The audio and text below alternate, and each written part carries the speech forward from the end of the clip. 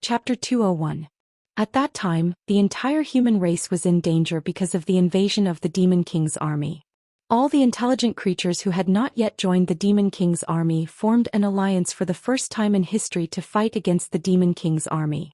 But even so, it was still not enough. One of the leaders of the Demon King's army, the strongest of the 4 legendary generals, Farsilas of Iron Jade, broke our defense line alone and appeared at the first meeting of the alliance. At that time I was the representative of the human Frost Eagle Empire. After his identity was exposed by Su Shenxing, Finn no longer continued to hide his daughter's identity. Instead he began to boast about his glorious past. Okay, you can talk about this when you go back. Now I have something else to ask you. Su Shenxing jumped from Yi Qing's shoulder to Finn's shoulder and patted him with his meatball. After feeling that it was too hard, he jumped to Finn's daughter Irene. The little girl subconsciously reached out and hugged him in his black cat form. Then Su Shenxing said with satisfaction, "How long has it been since we left this world?" "Well, please don't take advantage of my daughter. Even if it's you, I'll be angry." A cross-shaped vein bulged near Finn's temple, but he still answered honestly, "It's been almost 15 years since you left. Don't mess around. I just don't want to stay on a man's body." Su Shenxing waved his cat paw. As for why he did not let Lin Qianqian or Xia Shuyao hug him, it was because the former had a look of disgust on her face, while the latter seemed to be very interested in Su Shenxing's gender. Su Shenxing felt a chill in his crotch. Out of male instinct, he did not dare to get close to the crazy woman. "It's been 15 years. According to what you said, since Irene is still obediently staying in your house as a housewife, then where did the Demon King come from?" Su Shenxing asked curiously. "Wait a minute." Yi Qing, who heard the hidden message in Su Shenxing's words, could not help but ask, "Mr. Xiaohei, do you mean that Mr. Finn's wife is the Demon King? Please keep your voice down. It will be very troublesome if others hear it." Finn did not seem to like this new hero very much. His expression suddenly became serious. "My beloved wife and I still want to live in this town. Why are you being so fierce? This kind of thing is supposed to be kept a secret. It's your fault." Seeing Yi Qing's guilty expression after being scolded, Lin Qianqian immediately retorted, "Letting the Demon King live among a group of normal people is as dangerous as a ticking time bomb." After being evaluated as a super genius in magic and receiving a magic copy from the princess when she left the Frost Eagle Empire, Lin Qianqian had successfully learned a considerable amount of magic during her journey. Her confidence was now completely different from when she had first arrived in this world. Or rather, it was getting a little bloated. "Sir, may I know what relationship you have with this young lady?" Finn asked Su Shenxing with a slightly cold expression. "We have no relationship at all. Or rather, if you can make this arrogant little girl suffer a little, I will be very happy." Su Shenxing, who was implicated because he also had a Demon King loli at home, revealed a tiger-like smile. "What? You traitor cat. If you want to fight, then come at me." Lin Qianqian seemed to be very angry because of Su Shenxing's betrayal. "Father." Finn's daughter seemed to be at a loss. "It's okay, Irene. Just watch father's performance." Finn revealed his usual gentle smile and rubbed the girl's head. He then said to Lin Qianqian, "Fighting in this town will cause some unnecessary trouble. If you don't mind, let's go outside and fight." After saying that, he walked out with Irene. "Humph." Lin Qianqian ignored Yi Qing, who wanted to be the peacemaker, and followed without fear. They found a deserted open space at the edge of the gloomy forest and prepared for battle. Lin Qianqian covered herself with a mess of magic shields to ensure that she would not be hurt even if she was hit by an intercontinental missile. Finn borrowed the one-handed sword hanging at Yi Qing's waist. It was given to Yi Qing by Her Highness the Imperial Princess when they left the castle. It had many enchantments and was very durable. It was a very good weapon. "Idiot Yi Qing, you can't lend it to him." Before Yi Qing could subconsciously agree, Lin Qianqian waved the same excellent magic staff and shouted, "I'm going to beat him up." As the main damage output on the journey from the imperial capital to here, the girl's combat ability had indeed improved considerably. Coupled with her outstanding achievements, her confidence had naturally swelled to the extent that she could say such words without batting an eyelid. Finn could only laugh and shake his head. He then broke off a branch from a nearby tree, peeled off the leaves and twigs, and waved it to familiarize himself with the feel of it. He then nodded with satisfaction and said, "Let's begin." As soon as he finished speaking, the girl raised the magic staff in her hand, and a huge exploding fireball blasted directly at Finn. When she cast the magic shield on herself, she had even pretended to chant a spell in order to conceal her ability to cast spells without curses. She was trying to make Finn underestimate her power so that she could end the battle as quickly as possible.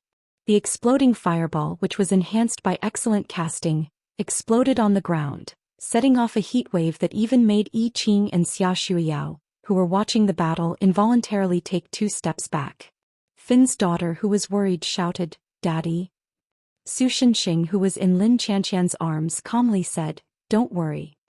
It's hard to say if the monsters in other worlds are included, but if we only talk about this world." The flame seemed to have been split in half from the middle by a sword, and a blonde youth appeared in the middle unharmed. "He is the strongest." The next moment, Finn suddenly lunged forward, crossing a distance of nearly 20 meters in an instant. The withered branch in his hand pierced through countless magic shields, and went straight for Lin Qianqian's throat, who was staring wide-eyed. The outcome of the battle had been decided. "Girl." Finn threw away the branch in his hand and said, "You seem to have misunderstood something from the beginning. I didn't borrow that boy's sword to increase my combat strength. I just didn't want you to lose too badly." It was only now that Lin Qianqian seemed to come back to her senses. Her legs gave way and she was about to collapse to the ground. Fortunately, Yi Qing was prepared. She rushed to the girl's side and supported her. "As your senior, let me give you a word of advice." Finn looked at the girl, who had a fearful expression after walking around the gate of the underworld, and said, "Overconfidence will only lead to your own destruction." The new heroes were speechless. "By the way, wasn't that what I warned you before?" Su Shenxing protested. Please don't mind such a small matter. Elena should have finished preparing dinner. Let's go back quickly." Finn scratched the back of his head and played dumb very skillfully. Chapter 202. Logically speaking, there were more than 9,000 lattice worlds. Even Su Shenxing could not possibly remember every lattice world. After all, there were many lattice worlds where he only appeared and killed the Demon King before leaving immediately. The reason why he had an impression of this world was not only because it was one of the earliest lattice worlds he had entered. According to the order, it was at least in the top 100. At that time, although Su Shenxing had already gathered the 12 holy swords in Auravia, his strength was not yet at the level where he could kill everything. More importantly, this world was one of the few that could be considered peaceful and liberated. At that time, the Salvation Alliance, which was mainly composed of humans, had been forced into a desperate situation. After Su Shenxing and his party appeared and achieved certain results, they had decided to gather all their forces to fight to the death. However, the Demon King suddenly withdrew his forces, gave up a large area of territory, and recalled the 4 demon generals and the 72 demon apostles back to Hellcrown. After the Salvation Alliance, which was already short of manpower, took over those territories, they fell into a predicament of a shortage of manpower.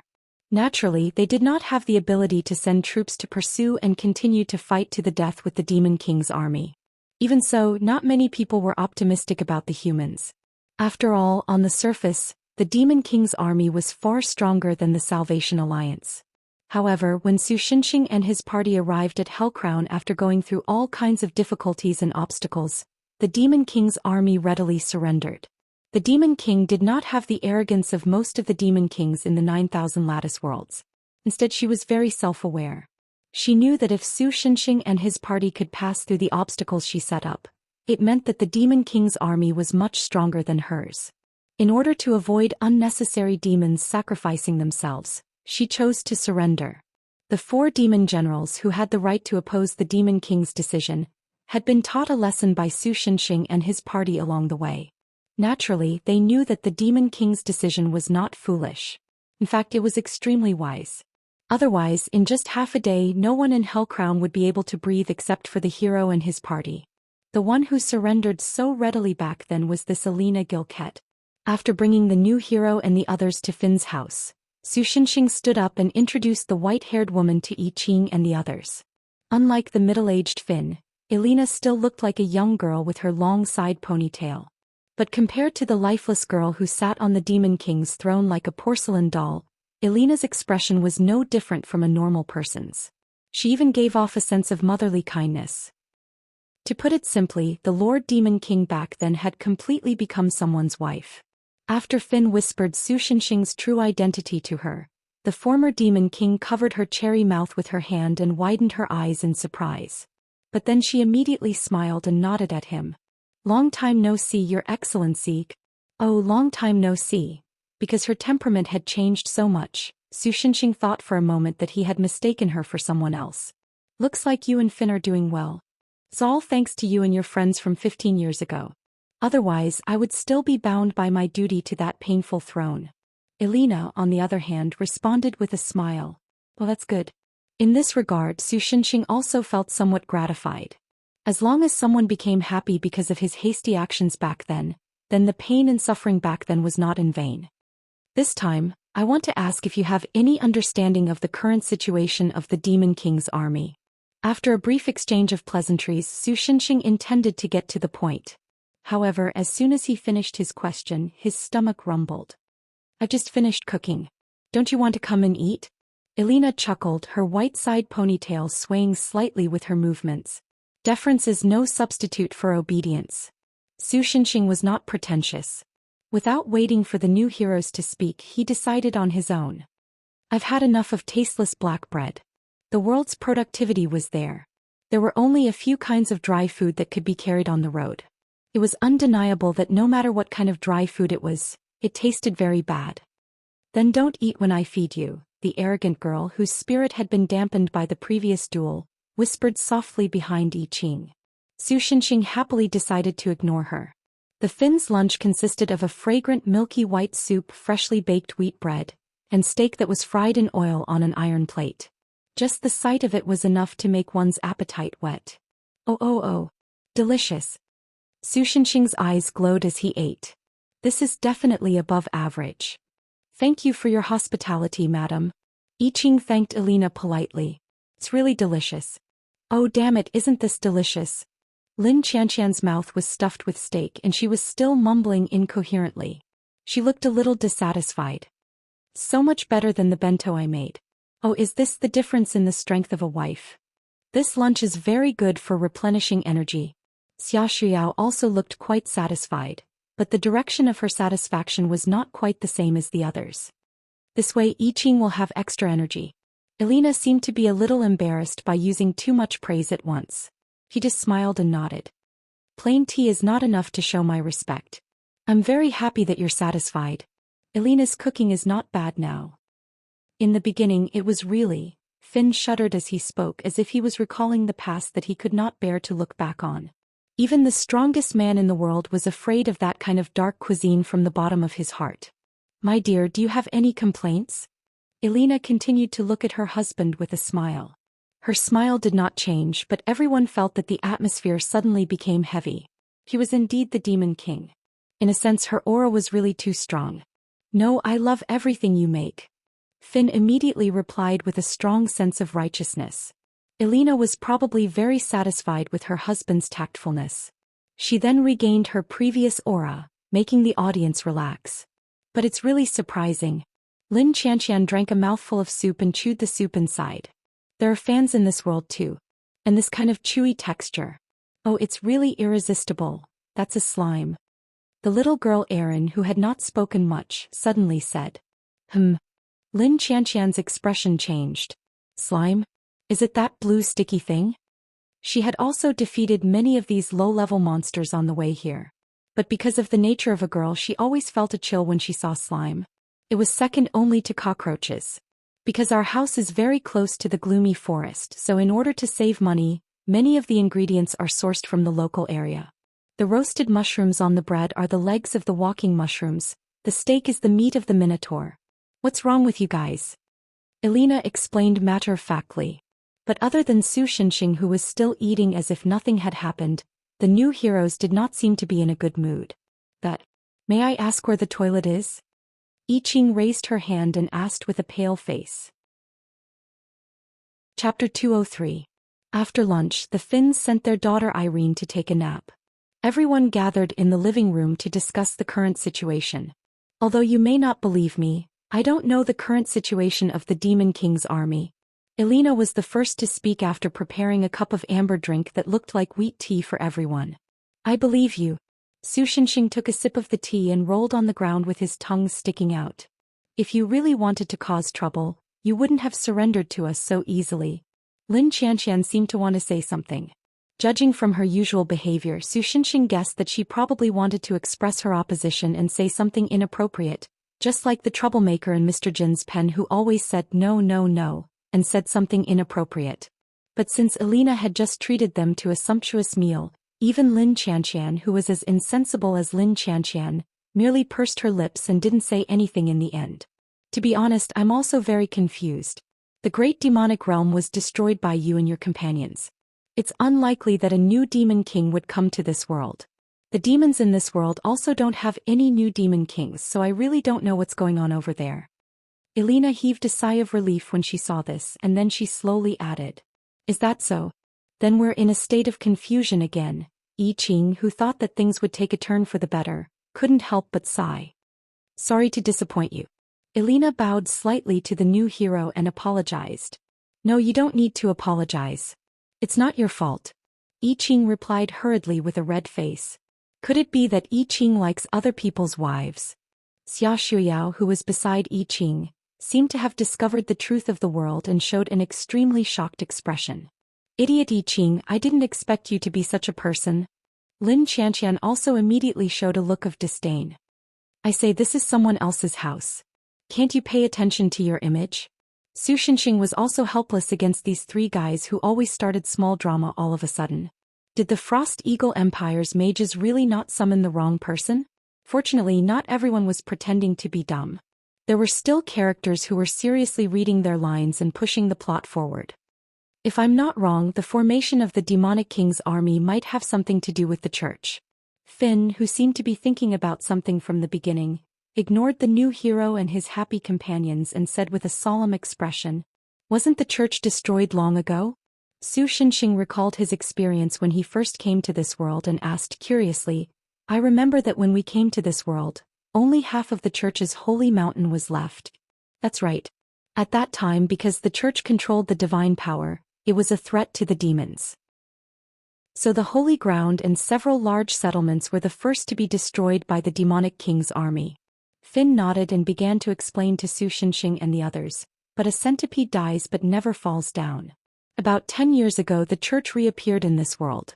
At that time people were suffering from the torment of war and their hearts were empty. They were looking for spiritual sustenance. Plus, the divine power was quite effective in healing injuries, so the church quickly rose again. And about 5 years ago the entire force returned to its peak.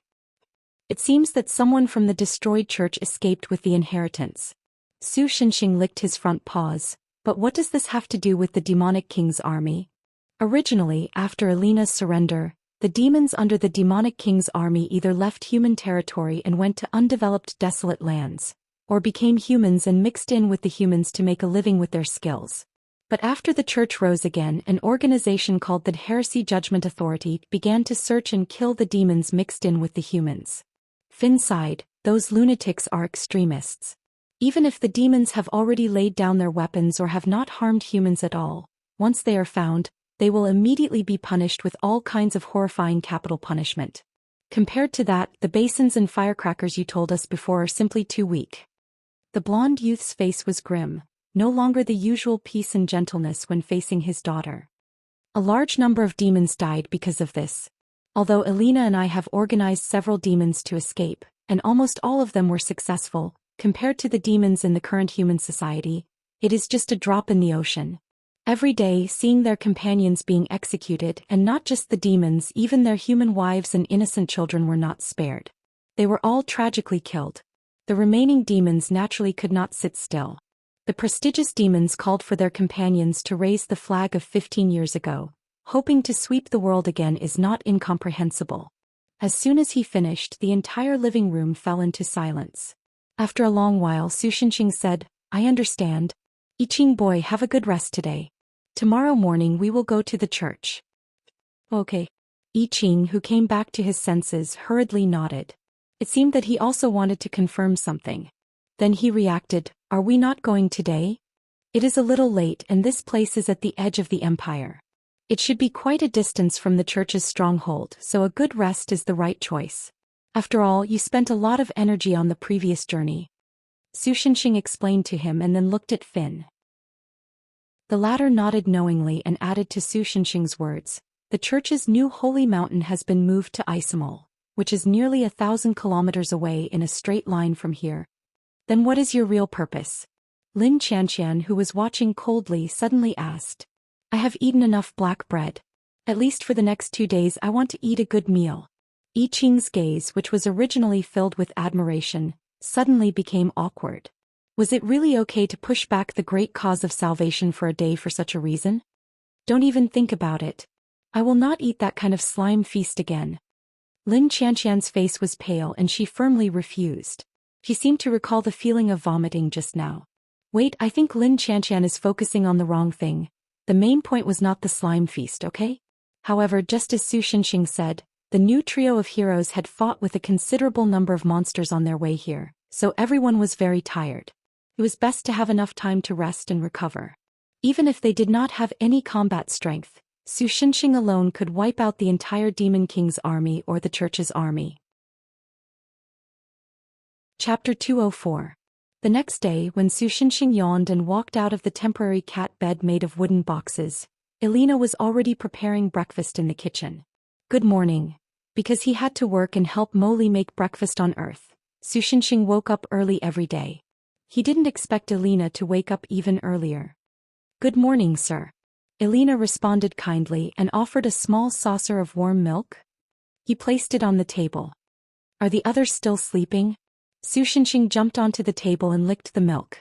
She felt that the taste was mellow and had a long aftertaste. Suddenly she felt that it was better not to ask what animal the milk was from. That human boy has already woken up. He's currently pestering Finn to learn some sword skills from him. In fact, when Yi Qing was in the palace, she had wanted to learn the so-called swordsmanship from Su Shenxing, who claimed to be the brave familiar. However, she was rejected by the latter. How should I put it? Everyone has a period of chunibyu. Even Su Shenxing was no exception. Although he was already in his 3rd year of high school when he transmigrated to Auravia, after collecting the holy sword and gradually gaining strength that far exceeded that of ordinary people, he had indeed fallen into a subtle state of chunibyu syndrome. He began to deliberately learn some swordsmanship, and then gave it names such as sword self-realm, creation and destruction. For holy swords, great void catastrophe, save the world by killing, and so on. However, after trampling over Demon King City, crushing the 9,000 worlds, and fighting a bloody battle in the great demonic realm, Su Shenxing, who had recovered from his chunibyu syndrome, found that he only needed to wield his sword normally and seriously. Jokes aside, Su Shenxing actually approved of Yi Qing learning swordsmanship from Finn. Unlike a savior like himself who only knew how to slash blindly, Finn was born in the royal family of the Frost Eagle Empire. His knowledge was diverse and complicated. Other than the useless political battles, the royal family's exquisite swordsmanship and alchemy knowledge were still very valuable. Moreover, with Su Shenxing's blessing of the battle god, he didn't have to worry about not being able to learn any combat skills. Good morning. At this moment, Lin Qianqian slowly walked out of the room with her messy hair. She looked like she was still half asleep and couldn't help but yawn. Madam Elena, have you seen Xia Shuiyao? Perhaps it was because she was still sleepy, but Lin Qianqian didn't have her usual aggressive vibe. Instead, she looked soft and gentle like an ordinary girl. Lin Qianqian and Xia Shuiyao slept together in Irene's room last night. Yi Qing and Finn slept in the guest room while Irene slept with her mother Elena in the couple's bedroom. By the way, the reason why Yi Qing took the initiative to sleep with Finn, aside from the fact that it was a little cramped for the family of 3, was to prevent Xia Shuiyao from attacking them at night. During the previous journey, this current hero had almost suffered a nervous breakdown because of this. As for that girl, she went out with Irene to buy ingredients for lunch. Elena replied softly. About yesterday, I'm very sorry. Lin Qianqian hesitated for a moment before she finally spoke up. As for whether it was because of the duel with Finn or because of the unknown creature in the food that wasted the fruits of Elena's labor, no one knew. It's okay, I'm not angry because of it. Elena didn't seem to care at all and responded with a smile. This made Lin Qianqian put her mind at ease. But then she noticed that Su Xinxing, who was lying on the table, had a gratified expression on his face as if he had seen a naughty child finally become sensible. She couldn't help but blush and say in embarrassment, "What's so good about a stinky cat?" "It's nothing, I'm just looking at today's food," Su Xinxing said in an extremely fake tone. It seemed that the hero's team was indeed a good kid. "Well, let's not talk about a certain girl for now, what?"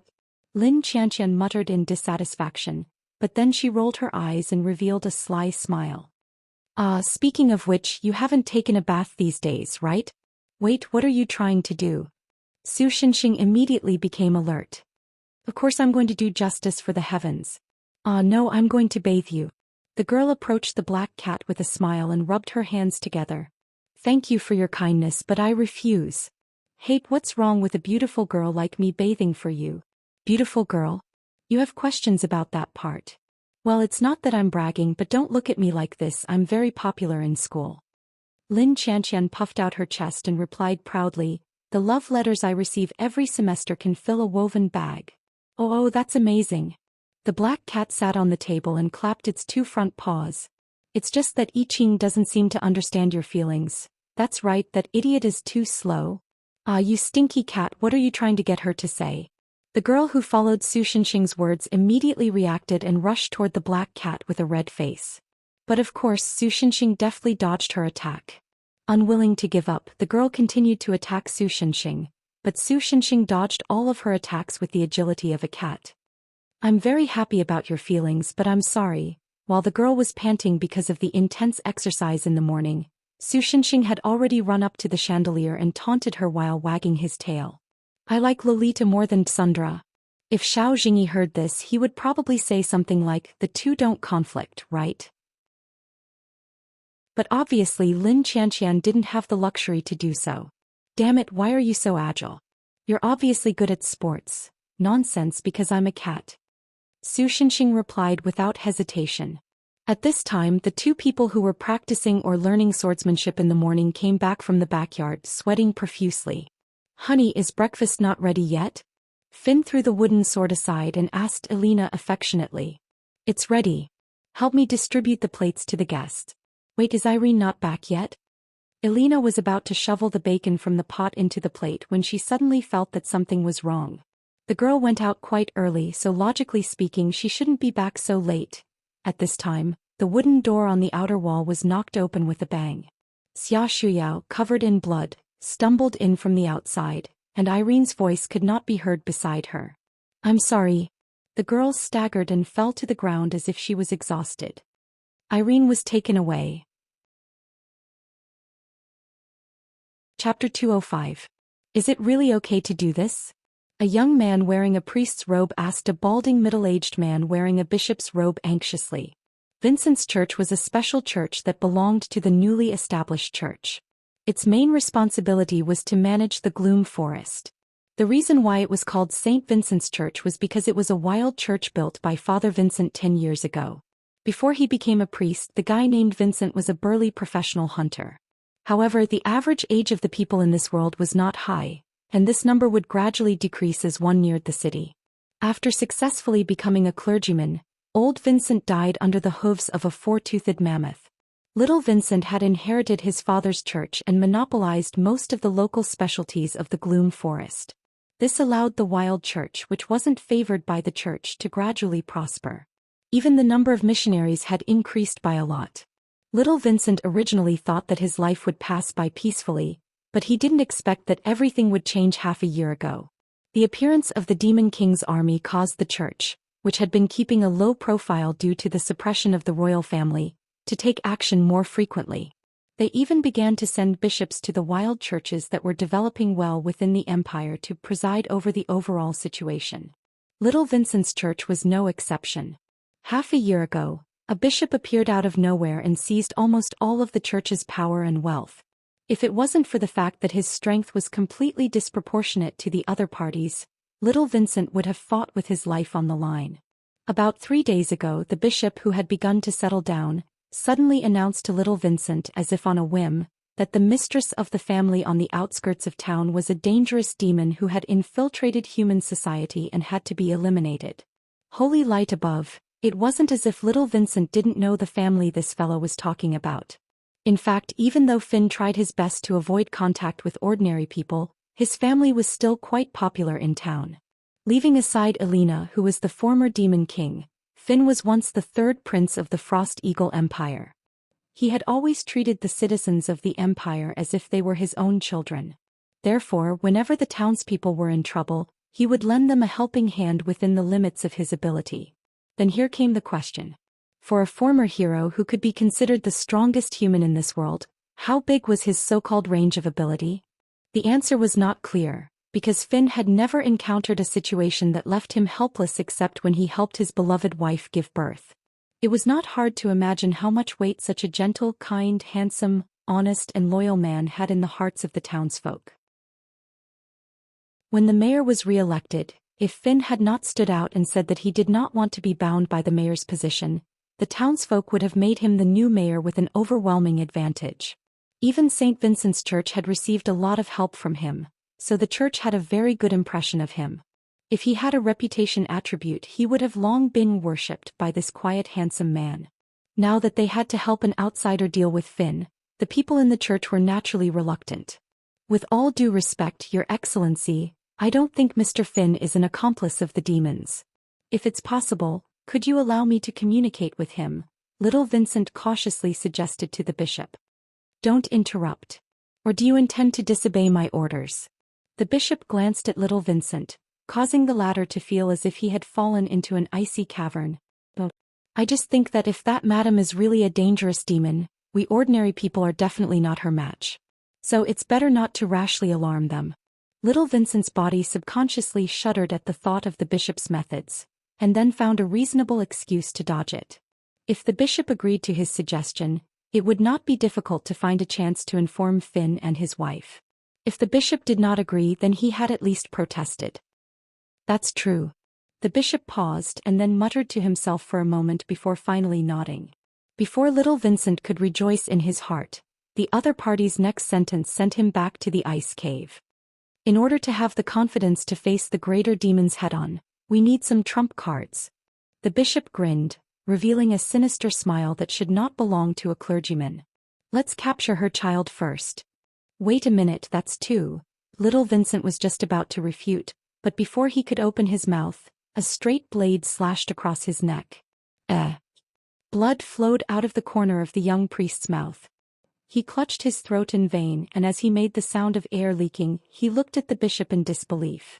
At some point in time, a silver dagger with many runes and sacred patterns had appeared in the bishop's hand, shining with silver light. Didn't I say it before? Don't interrupt. The bishop shook off the blood on the dagger, and looked at little Vincent, who had fallen to the ground with disgust. Only then did he turn his gaze to the other missionaries who did not know what to do. Now, can you listen to me properly? It was only now that the missionaries woke up from their daze, and hurriedly nodded like quails in their panic. After taking care of the injured Xia Shuyao, Elena took the lead and rushed to St. Vincent's Church. Yi Qing and Lin Chanqian, who were not trained enough, were left a few streets behind. Only the worried Finn and the expressionless cat-face Su Xinxing were able to keep up with her speed. What's going on? Why would the church suddenly do something so hostile? Little Vincent shouldn't have done something like this, right? Finn was very confused about this. I think I know what's going on. Elena lowered her voice. Although there was almost no change in her tone, she did not sound like a good wife and loving mother. Instead, it made Su Xinxing feel that the Demon King who had always sat on the throne of the Demon King had returned. It was as if the Demon King who had always looked down on the world had returned. Compared to Aaron, perhaps Elena's abnormal state was one of the reasons why Finn was worried. Then what's going on? Su Xinxing asked as he leaped through the forest on all fours. I can feel that a demon with decent strength has sneaked into the church. The Demon King's face was gloomy. As for little Vincent, I can't feel his presence anymore. Chapter 206. He took the bait. The bell that signaled the start of the hunt began to ring. Eumedes was overjoyed. As one of the survivors of the battle with the Demon King's army 15 years ago, he thought he knew the horror of the Demon King's army better than anyone else.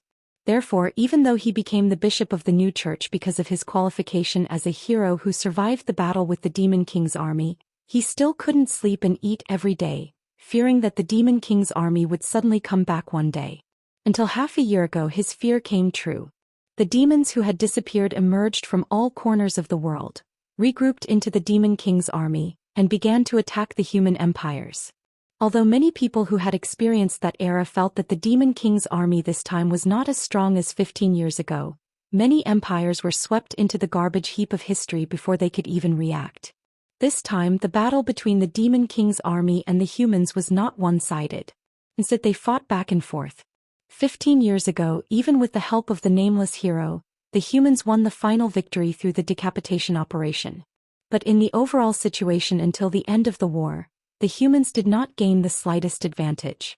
If the Demon King had not gone missing, rumor had it that he was killed by the nameless hero, but Eumedes did not believe this, and the entire Demon King's army fell apart. The humans would not have been able to defeat the demons and become the final victors. Therefore, Eumedes believed that the only reason the Demon King's army had not gained an overwhelming advantage was that the other party had not yet become serious. Therefore, when an advanced demon found him and asked him to become a spy of the demons in the new church, he agreed without hesitation and accepted the baptism of the cup of darkness, turning into a demon as well. As a bishop, it was difficult for Eumedes to continue to climb up in the church. However, the new church had just been re-established, and its foundation was not as strong as it was 15 years ago. Therefore, if he could gain enough merits, there was still the possibility of continuing to be promoted, such as discovering and eliminating a large number of demons hiding among the humans. He had once asked the superior demon who had instigated him. The superior demon said that 90% of the demons who did not join the Demon King's army had already given up the glory of being demons. Not only had their fighting spirit disappeared, but they were also indulging in the fantasy of loving humans. They no longer had the qualifications to continue living. As long as he could find them, it did not matter even if they were all wiped out. In this regard, Eumedes was very happy. First of all, it would be easier to eliminate the scattered demons than to face them head-on on the battlefield, whether it was the Demon King's army or the Salvation Army. Not only would he be able to gain a lot of merits during the war, but he would also be able to make it so that no one would suspect that this hero of humanity was actually a traitor. The last point was that after he demonized, the power awakened in his body was not the usual physical strengthening, nor was it a variety of magical abilities. Instead, it was a powerful perception and insight ability. It was because of this that he was able to find the demons hidden in the crowd. This time was also the same. After arriving here, he immediately sensed the aura of a demon in the nearby town. Moreover, it was the kind of demon that was very bad at concealing his aura. It was like a clumsy novice that could only vaguely conceal his aura. After some investigation, Eumedes set his sights on the man named Finn's wife.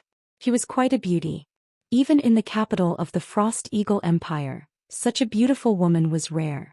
Moreover, with her unique temperament, no matter how you looked at it, she did not seem like an ordinary person. He had caught a big fish. Eumedes's experience told him so.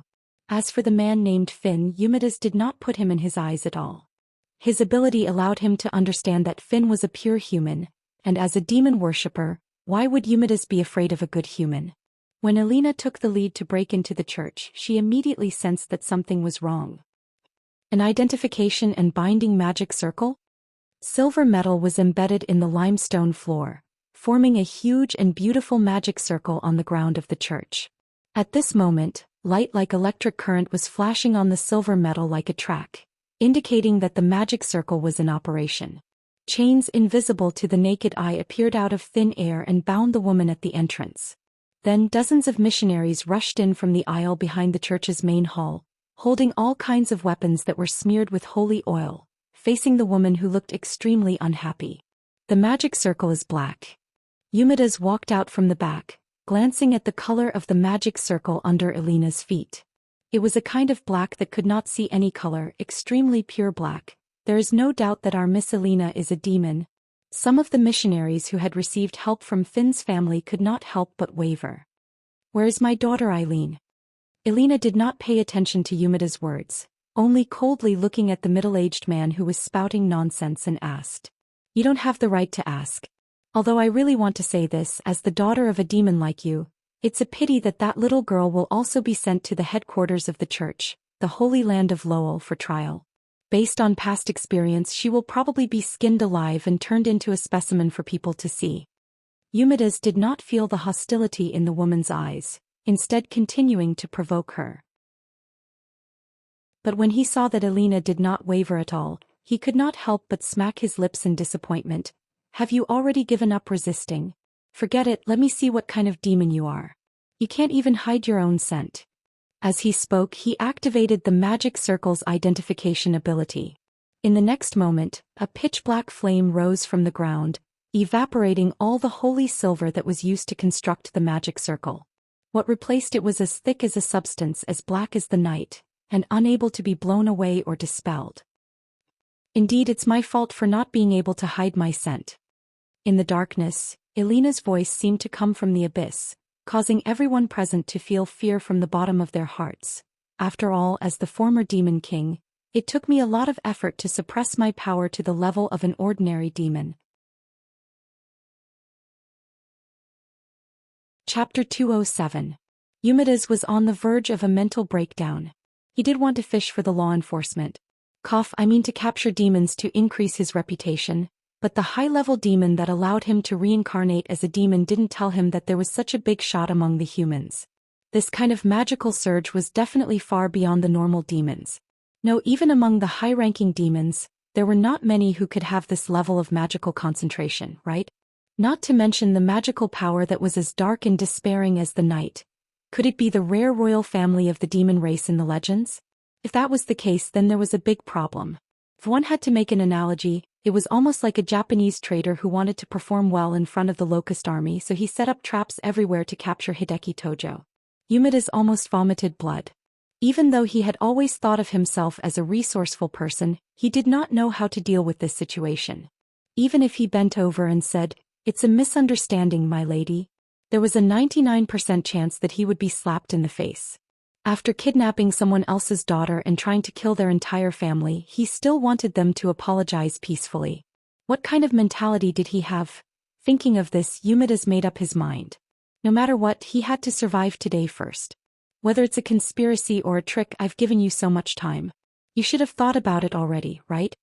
Elena said coldly as she watched the expression on the bishop's face change incessantly and finally become resolute, or rather, a hopeless case. Elena lost her patience and said coldly. The magic circle on the ground had evaporated the moment Elena unleashed her power seriously.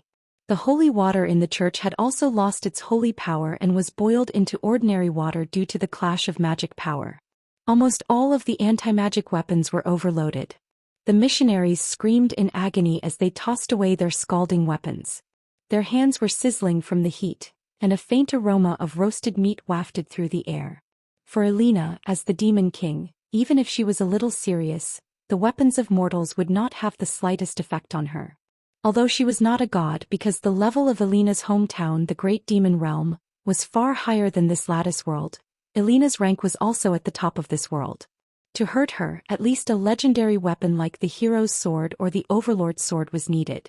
I admit that I made a mistake. Eumedes's forehead was full of cold sweat. While slowly retreating, he tried to use his words to stabilize Elena, to prevent himself from being slapped to death by the impatient Elena. But don't forget, your daughter is still in my hands. I've tested her with the sacred silver. That child is just an ordinary human, and the blood of the demon race has not awakened. If you don't want her to be hurt, then let me go. Otherwise, once my henchmen get the news that I'm dead, they will definitely kill your daughter first. At the end of his speech, he shouted fiercely. His expression had changed from calm to hysteria. Originally, as a human in the fight against the demon race, he would not hesitate to sit on the side of the demon race. His mental state was very different from that of ordinary people and was very unstable. Now, in the face of desperation, the perverted in his heart was completely stimulated. Of course, you can choose not to spare me, but in this way I have a child of the demon race to be buried with me. My life is worth it. However, Elena did not show the fear or anger that he expected. She still looked at him with that kind of emotionless, and even with a trace of inexplicable pity, which made him feel a chill down his spine. My patience is limited.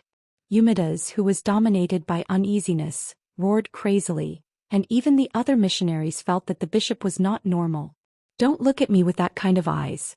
You seem to have misunderstood something from the beginning, Elena said at this time, and her tone was as cold as her expression. Until now, haven't you discovered the reason why I haven't done anything yet? Eumedes was stunned. Although he vaguely felt that something was wrong, but with Elena's clear reminder he was completely awakened. The binding magic on the ground had disappeared, and Elena had also removed the suppression on her power. In theory she could have killed everyone here in an instant. Even if she did not dare to do anything to him out of fear of harming the innocent.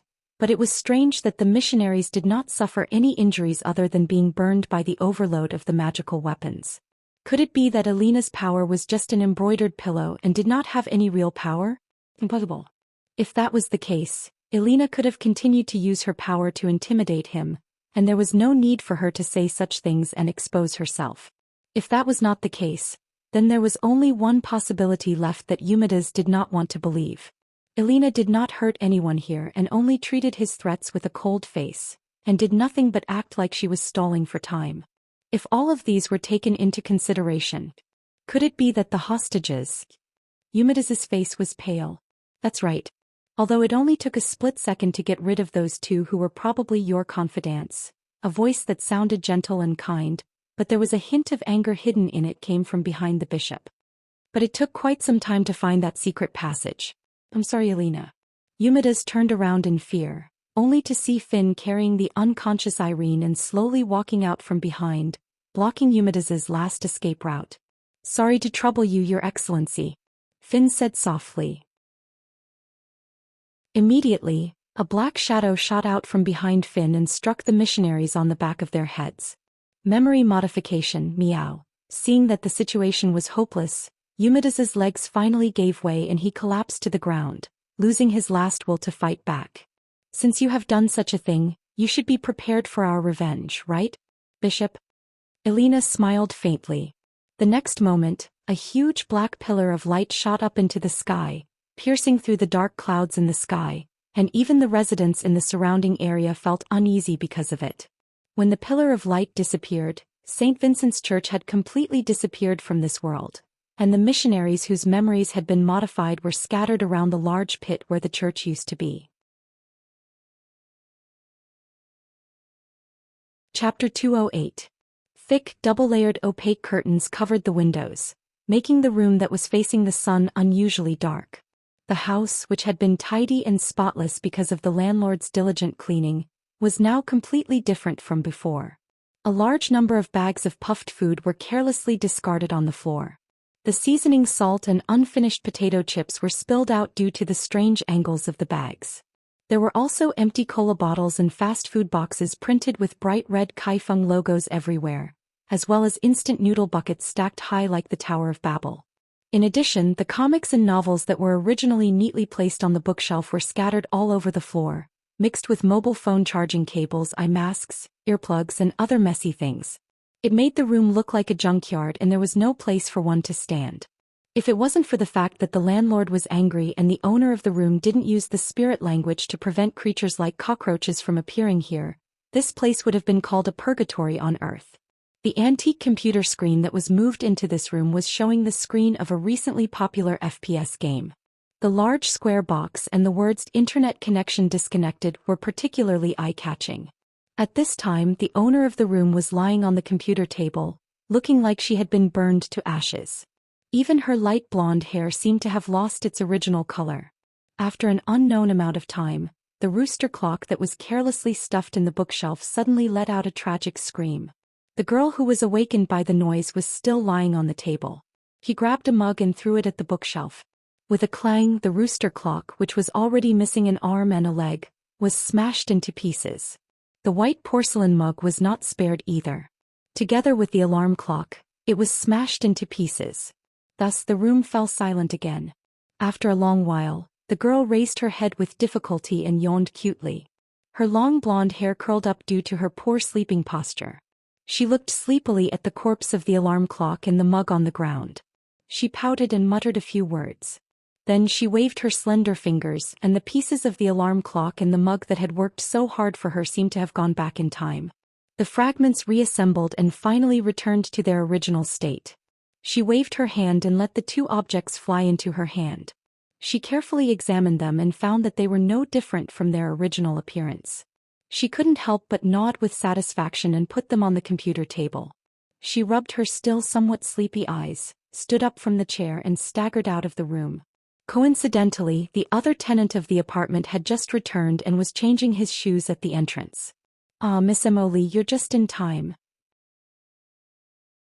Qin Xingyan changed his sneakers into indoor slippers and held a long canvas bag in his hand. When he saw the girl who looked like she was about to fall asleep on the floor, he couldn't help but happily ask, "Senior Sue, is Senior at home?" Perhaps it was because she hadn't woken up yet, but Jasmine let out a soft and adorable sound with unknown meaning. "He's not home." Looking at Emily's lazy appearance, Qin Xingyan couldn't help but rub his eyebrows. If the landlord was here, he definitely wouldn't let Emily be so sloppy. But in this way he had no choice but to borrow the Cheong-Chi tooth from the White Deer Temple as collateral. The divine sword that could cut through souls would be temporarily useless. Divine weapons had spirits, and even if someone who was not fated to obtain it, it would be no different from scrap metal. And besides Su Shenxing, the girl couldn't think of anyone who could control this literal sword. But then Qin Xingyan frowned slightly. "Miss Emily, have you," he asked uncertainly, "grown a little?" Emily's pajamas were actually Su Shenxing's old t-shirt. Because of the difference in their physiques, the t-shirt on Emily's body was unusually big and loose, looking like a bed sheet.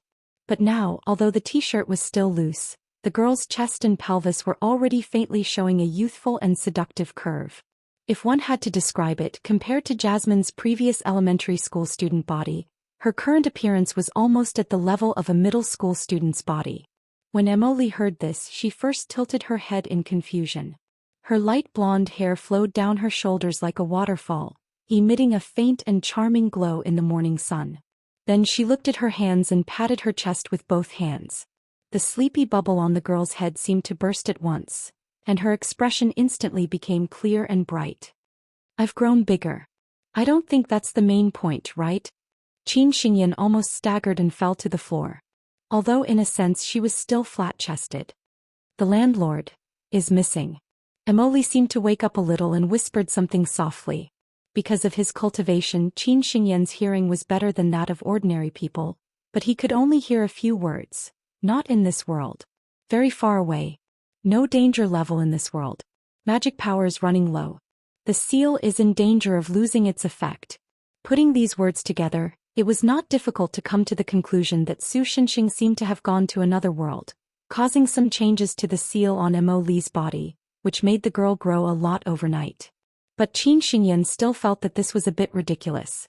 Although many cultivation sects did not reject the theory of another world or even the immortal realm, breaking through the void was something that even the ancestors of the Bailu Temple failed to do. How could it appear so easily in front of him? "I'm going to the other world to pick up the landlord," the girl said seriously. "Well, let's assume that Senior Sue has really broken through the void. Miss Emily, how are you going to find him? Let's just say that I don't have a way to break through the void." Qin Xingyan's head was aching. He always felt that every time he stayed in Sakura's apartment, things would always change his worldview. Now even the legendary breaking through the void had appeared. Also, Buddhists believe that there are 3,000 worlds in the world. Even we Taoists believe that after breaking through the void and ascending, there are at least 99 levels of heaven. It won't be easy to find Senior Sue among them, right? "It's okay. As long as I'm here, it's okay." Emily was very confident about this. Chapter 209. Even though Emily said that, the most important question was still unanswered. How do we go to that world? So Qin Xingyan had no choice but to ask again patiently. The girl gave her a thumbs up. "Don't panic, hug me tight." "Oh, I'm sorry." Qin Xingyan shyly hugged Emily's petite body. It was said that children had a higher body temperature. Even though Qin Xingyan wasn't sure if this was true, Emily was indeed very warm when she hugged him. The soft and meaty feeling was very comfortable and irresistible. This made Qin Xingyan understand why Su Shenxing always liked to use Emoli as a pillow. Even though the little girl hadn't bathed for 2 days, she didn't smell of sweat at all. Instead, there was a wonderful light fragrance on her body. Even though she was just hugging him, Qin Xingyan felt the vital energy in his body become active. In terms of quantity, there was a faint tendency to increase. In the past, when spiritual energy was abundant and the cultivation sects contended with each other, this ability alone was enough to make the girl a treasure of the sect. Because it was too comfortable in all aspects, Qin Xingyan unconsciously increased the strength of his hands and held the girl tightly in his arms. Emoli struggled out of the girl's arms and let his head leave her chest. Only then did he take a deep breath with lingering fear, the feeling of suffocation. It's so uncomfortable. Sorry. Qin Xingyan came back to his senses and hurriedly apologized. Breasts are too dangerous. Emoli looked at Qin Xingyan and said with a serious face, "Let's hold hands. Like this?" The girl was a little embarrassed and carefully held Emoli's small hand. "I'm ready." Jasmine shook their linked hands like a child. "Let's go." Although he really wanted to complain about Emoli's incantation, at that moment, the surrounding scenery rapidly changed. It was no longer the entrance of Sakura apartments that emitted a faint sandalwood fragrance. Instead, it was constantly changing. There was a land with rising green flames, a sea with crimson tides, a group of stone pillars that were scattered in picturesque disorder, and a colorful starry sky. In the end, everything was fixed on a grassland. Colorful flowers bloomed on the grassland, and there was a broken moon in the sky. Other than that, there was a magnificent mountain range in front of the grassland. However, the most eye-catching thing was not the mountain range itself, but the magnificent buildings that seemed to have clothed the entire mountain range in ancient Han Chinese style. Upon closer inspection, one could see that the buildings were divided into 9 floors. They were like terraced fields covering the entire mountain range. At first glance, it looked like a monster lying on the ground. At this time, the row upon row of buildings that were built against the mountain range were brightly lit. It was clearly night, but the streets and squares in between were as bright as day. With his extraordinary vision, Qin Xingyan could even see the endless stream of people on the mountain streets. Where is this? Qin Xingyan felt that the spiritual energy in the air was much more concentrated than on Earth. He was dumbfounded as he asked. Kunlun. Emoli answered. What? Kunlun Mountain did exist on Earth, and there were cultivation sects that had survived from ancient times. The Kunlun sect was near the unfreezing spring. Recently, it seemed that tourists who wandered to the gate had been harassing it as an ordinary Taoist temple. However, the mythical Kunlun had a different appearance. It was said that it was the capital city of the Celestial Emperor on Earth. It had 9 layers of fortifications and was guarded by the god Lu Wu. In the west there was the Jade Pearl Tree, the Jade Tree, and the Immortal Tree. In the east there was the Sha Tang, which would not drown after eating, and the Lang Huan. In the south there was the Crimson Tree. In the north there was the Jade Tree and the Jade Tree. The trees mentioned here were basically trees made of jade or precious stones. In addition, there was the Jade Tree, where the elixir of immortality was placed, and the Crimson Spring of immortality was placed. In the Han Chinese mythology, the Yellow Emperor ate a hot jade paste from Kunlun Mountain and became an immortal. Finally, through some indescribable act, he successfully ascended. Qin Xingyan also grew up listening to the myths of Kunlun. Even if most of the myths were false, one thing was undeniable. No matter what, Kunlun was definitely the closest place to the immortal realm. It was one of the gateways to heaven from Earth. What's wrong? Emoli pulled Qin Xingyan's hand, waking the girl from her out-of-body state. No, nothing. Qin Xingyan shook his head and tried to calm his mind.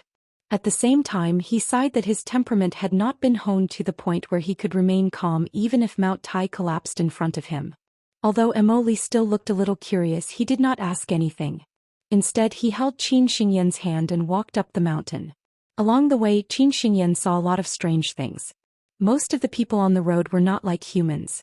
Some of them only had 1 hand but 3 eyes. Some of them had boar-like teeth in their mouths. Some of them had a big hole in their chest. Some of them looked like large penguins. If these people were barely human, then there were some that were not human at all. Qin Xingyan saw a big pink rabbit with his own eyes. He was looking at its watch while carrying a basket of mysterious objects. It was running up the stairs while shouting, It's too late. But Qin Xingyan was sure that the rabbit was not a monster. It was closer to the existence of the gods, with the head of a beast and the body of a human in the classic of mountains and seas. Once again, the girl was sure that she was no longer on Earth. Although the surrounding buildings looked quite ancient, in fact this place was surprisingly modern. Many of the lighting devices that looked like lanterns were actually energy-saving LED lights. It was just that she did not know where the electricity came from. Some strange-looking shop owners were sitting in their shops idly fiddling with strange things like mobile phones or tablets. Yes, mobile phones and tablets. Qin Xingyan went up to them to confirm. The things sold in the shops were also strange. There were ancient swords and leather as well as modern computers and televisions. Qin Xingyan even saw a group of rat-like creatures peddling unbranded power banks on the street. Where are we going?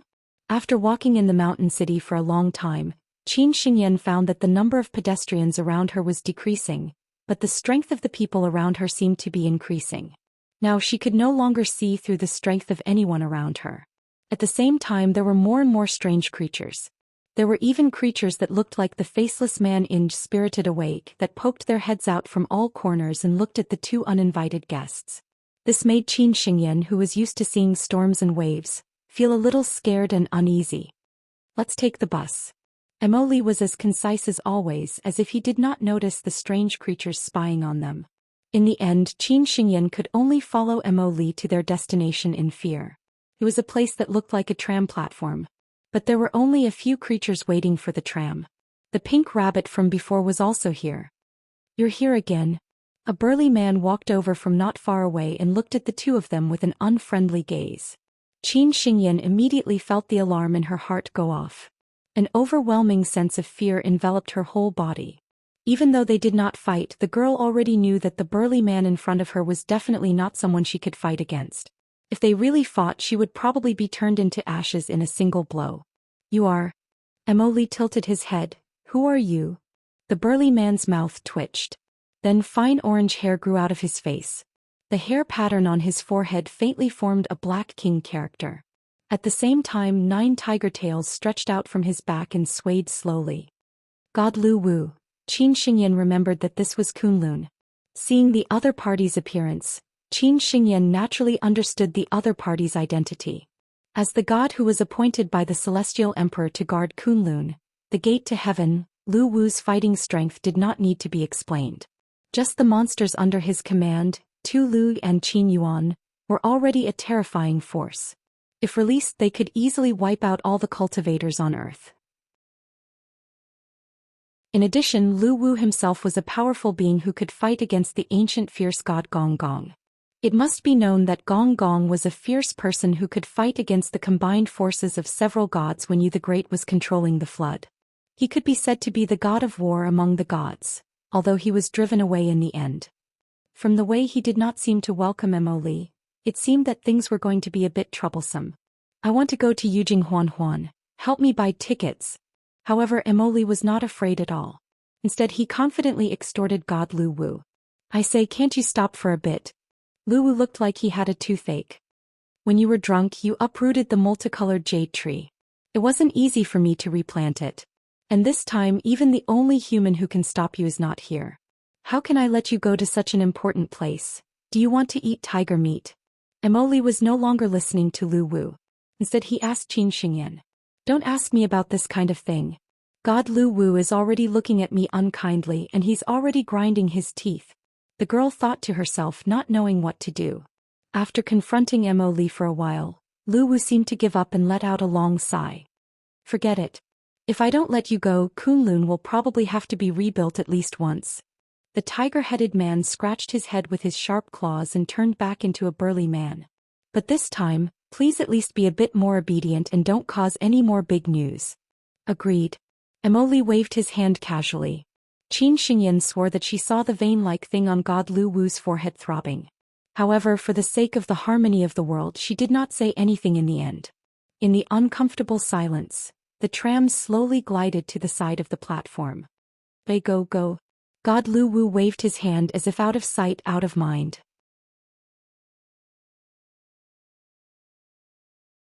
Chapter 210. There were no tracks, but when the train traveled in the sky, it still made the clanking sound of an old-fashioned green train. However, the interior of the train looked exactly like a subway, and the seats were arranged on 2 benches. Since there were not many passengers, there was no need to worry about sardines being eaten in the subway in the big cities. Qin Xingyan sat obediently in the spacious carriage, but he would look out the window from time to time. Mo Li, on the other hand, was lying on the bench like a salted fish, using Qin Xingyan's legs as a pillow. He looked as if he was about to die because there was no Wi-Fi here. Speaking of which, what kind of place is Yujing Qianhuan? Because many of the strange creatures in the carriage did not communicate with words. Even though they seemed to be chatting enthusiastically, in reality no sound could be heard. The entire carriage was eerily quiet, so Qin Xingyan could not help but ask Mo Li, could it really be the Celestial Emperor's library? From what Qin Xingyan knew, other than the Qianhuan anthology written by the late Ming and early Manchu writers Zhang Dai and the Qianhuan Blessed Land in Mr. Jin Yong's novel, the only other places that had the name Qianhuan were mentioned in The First Shocking Scene and the Women's Book Supplement. It referred to the Celestial Emperor's library. No, that old man doesn't like to read, so there's no library. Mo Li shook his head and replied. So there really is a Celestial Emperor in this world. Qin Xingyan thought to himself. Most of the worlds have a huge library, where all the knowledge recorded by the native intelligent creatures are copied and recorded. Mo Li sat up and casually explained, in the east that place is called Yujing Qianhuan, and in the west it's called the Sea of Craddock. When Mr. Landlord and I returned to Earth, we accidentally entered that place. Oh, I see. Qin Xingyan tried to put on a look of understanding. Because she had received a feudal education from a young age, most of the knowledge she learned came from the East. Other than her teach for English, there was nothing else she could do. A woman with a big belly pushed a trolley past the walkway. Give me 2 cups of hot milk and chocolate. Mo Li waved at the woman. After a pause, she added hesitantly, please? The other party stopped in front of the 2 of them. Qin Xingyan, who was shrouded in its shadow, felt a little creeped out by its mountain-like body. He felt that if he became that fat he would rather die. Then, under Qin Xingyan's horrified gaze, the woman tore open the fat around her neck and took out a tray, a teacup full of steaming sweet milk, and a large piece of chocolate from her pitch-black body.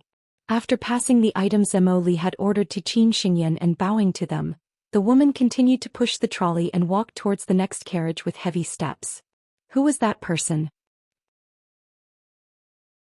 Qin Xingyan asked softly after a long while as she watched the figure disappear into the distance with lingering fear. A waiter, probably. Mo Li chewed on the chocolate and answered uncertainly. This world was crazy. Qin Xingyan was speechless as he took a sip of milk from his teacup. Then his power began to soar. The train stopped at a platform that was like an island.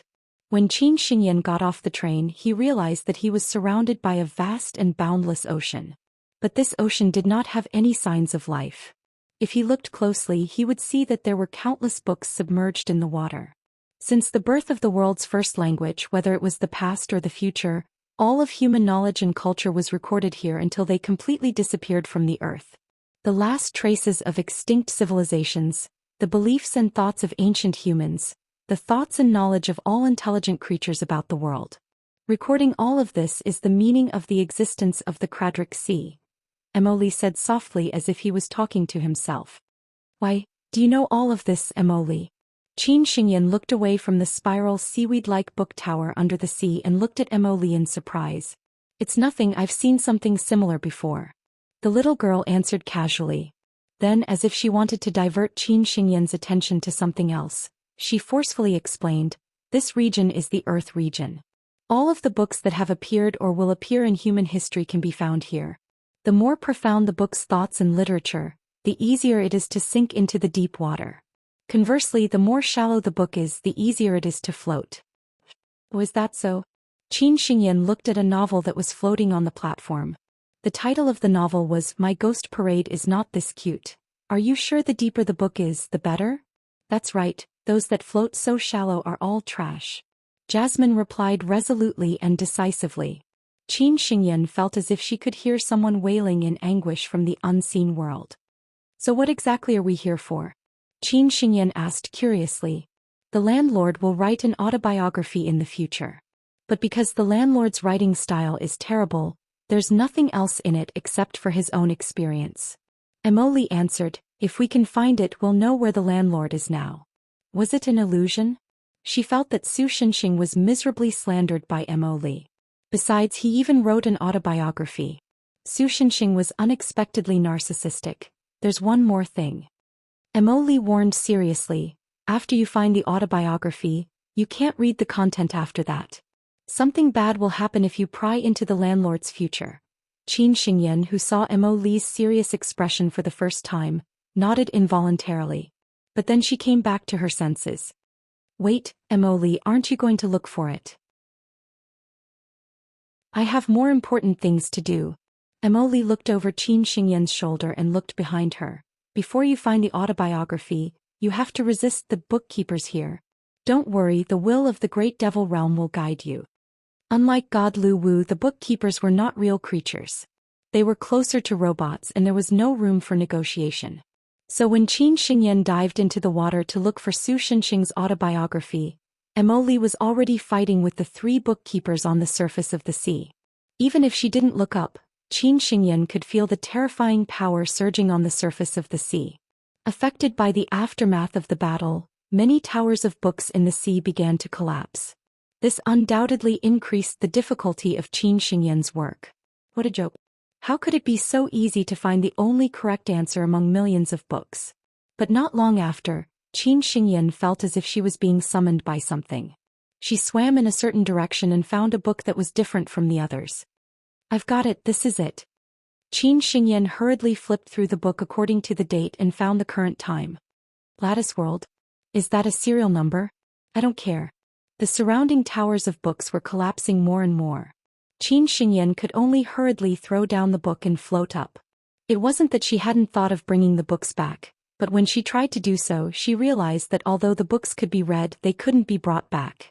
This was because they were all the manifestations of knowledge, and not real entities in the true sense. When she floated up, Qin Xingyan found that only half of the platform they came from was left. Although Emily was still standing there as if nothing had happened, his forehead was covered in sweat. The 3 Zenyatta-style bright silver book guards were even more miserable. They either had their arms pulled off or their legs were missing. The only one whose body was still intact was twitching from time to time with his head tilted to the side. He looked like a robot that had crashed. It seemed that Emily had the upper hand in the battle just now. Did you find it? Emily took the time to ask Qin Xingyan. Of course. Qin Xingyan replied with a thumbs up. Very good, let's retreat. Emily jumped down from the platform, but he didn't sink into the water. Instead, he stood firmly on the surface of the sea and ran to Qin Xingyan's side. Before the book guards could react, he grabbed Qin Xingyan's arm and pulled hard. Then the scenery around them changed rapidly again. In the next moment, Qin Xingyan felt her body return to land from the buoyant sea. She was pulled back by gravity and fell hard on the floor. When she came back to her senses, she was no longer surrounded by the vast sea. Instead, she was once again in the familiar hallway of Sakura Apartments. We're back already? The girl was still a little confused. She asked dizzily, Emily, since you can directly travel through space, we didn't have to take that strange train in the first place, right? No, other than a few points, the only place I can teleport to is Sakura Apartments. Emily shook his head. Even the teleportation ability itself was obtained because there was no supply of magic from the landlord, causing the seal to loosen. Even so, we didn't have to run so fast just now, did we? I think you had a big advantage. Qin Xingyan complained as she rubbed her aching waist. The wisdom of mortals.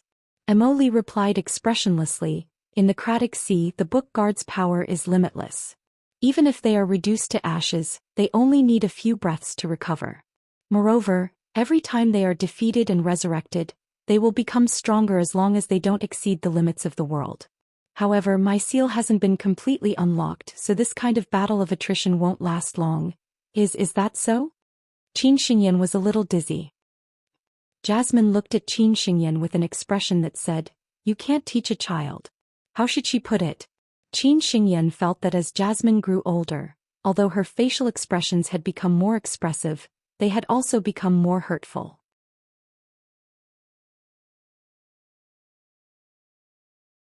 Chapter 211. The gods in Huaxia are different from those in Japan. Their priesthoods are much more restrictive than those in Japan. At the same time, their influence on the world is stronger than that of the gods on the island. Even if it's a low-level earth god, once he dies, Jiangjin will suffer a series of natural disasters.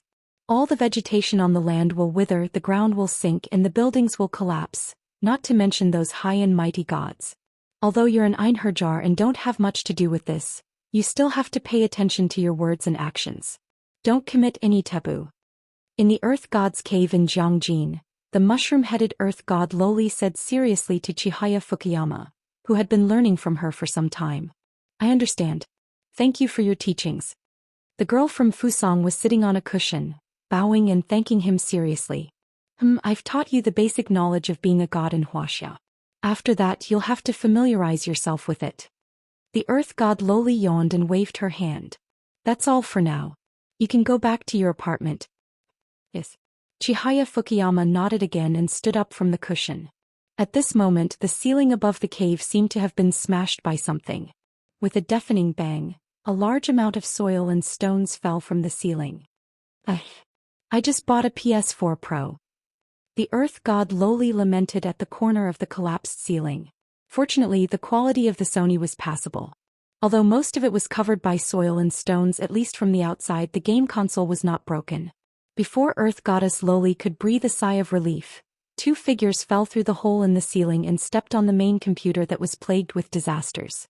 With a crack, it was sent to meet Kotaro Kenji. The earth god Loli, who had been repeatedly defeated, simply rolled her eyes and passed out. Sensei? Chihaya Fukuyama was a little confused by this unforeseen event. For a moment he did not know what to do. In this regard, Qin Xingyan could only laugh bitterly. Don't worry. She's fine. Emoli patted the dust off his body and calmly comforted him.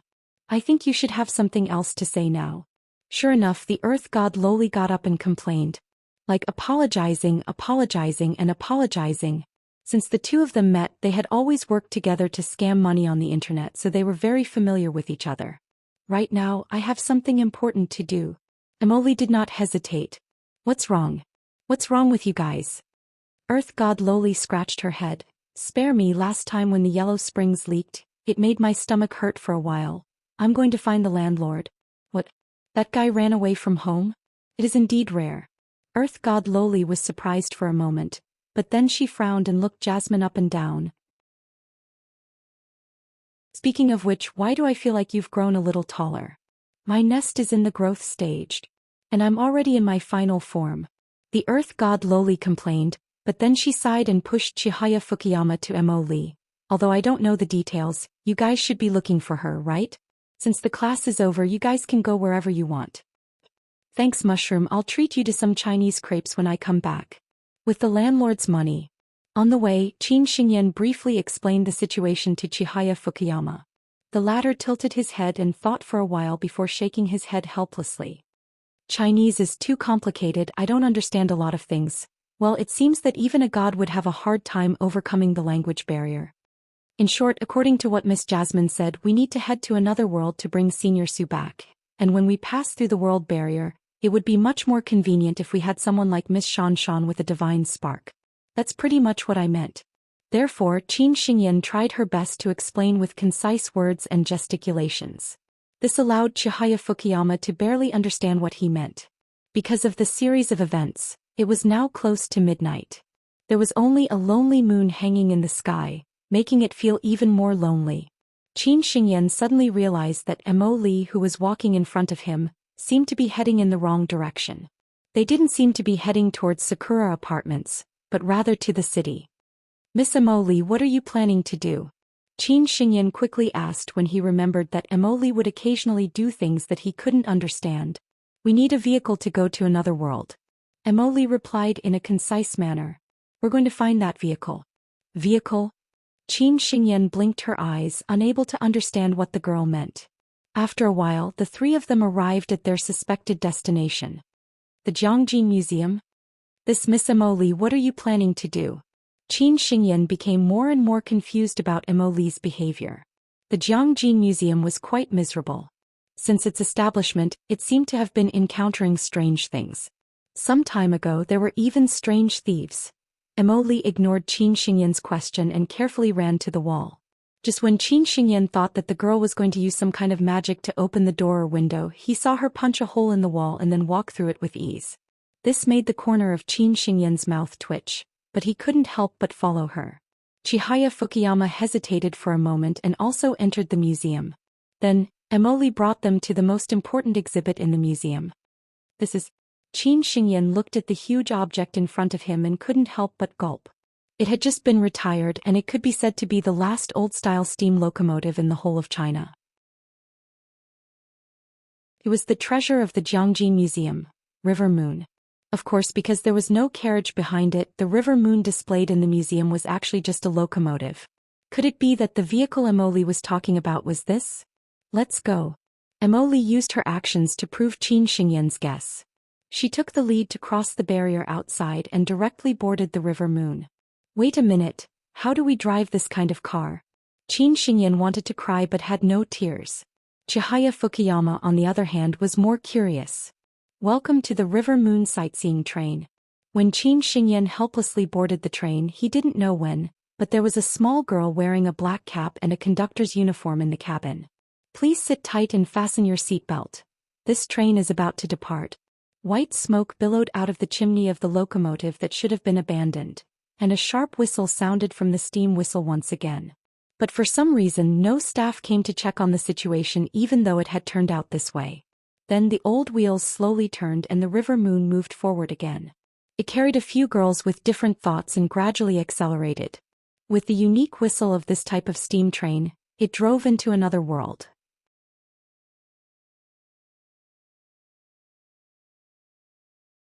Chapter 212. Although they managed to solve the problem with the church in the end, this incident made the Finns realize once again that the Demon King's army was making a comeback. It would be difficult for them to stay out of it. After they finally brought the still unconscious Irene home, Su Xinxing and the rest discovered that I Ching and the other current heroes had mysteriously disappeared. Only a strange-looking mechanical parrot was left in the house. It's a familiar and a rare Erigen familiar at that. As the Demon King, Elena only needed a glance to recognize the mechanical parrot's true form. If that girl really did learn magic by herself for less than a week like you said, then I can't help but be surprised by her magical talent. Wasn't this nonsense? It would be abnormal if the protagonist who transmigrated didn't have a protagonist's aura or some sort of cheat. Su Xinxing was not moved by this at all. He even wanted to laugh. Lin Qianqian might have given the familiar some instructions before she left.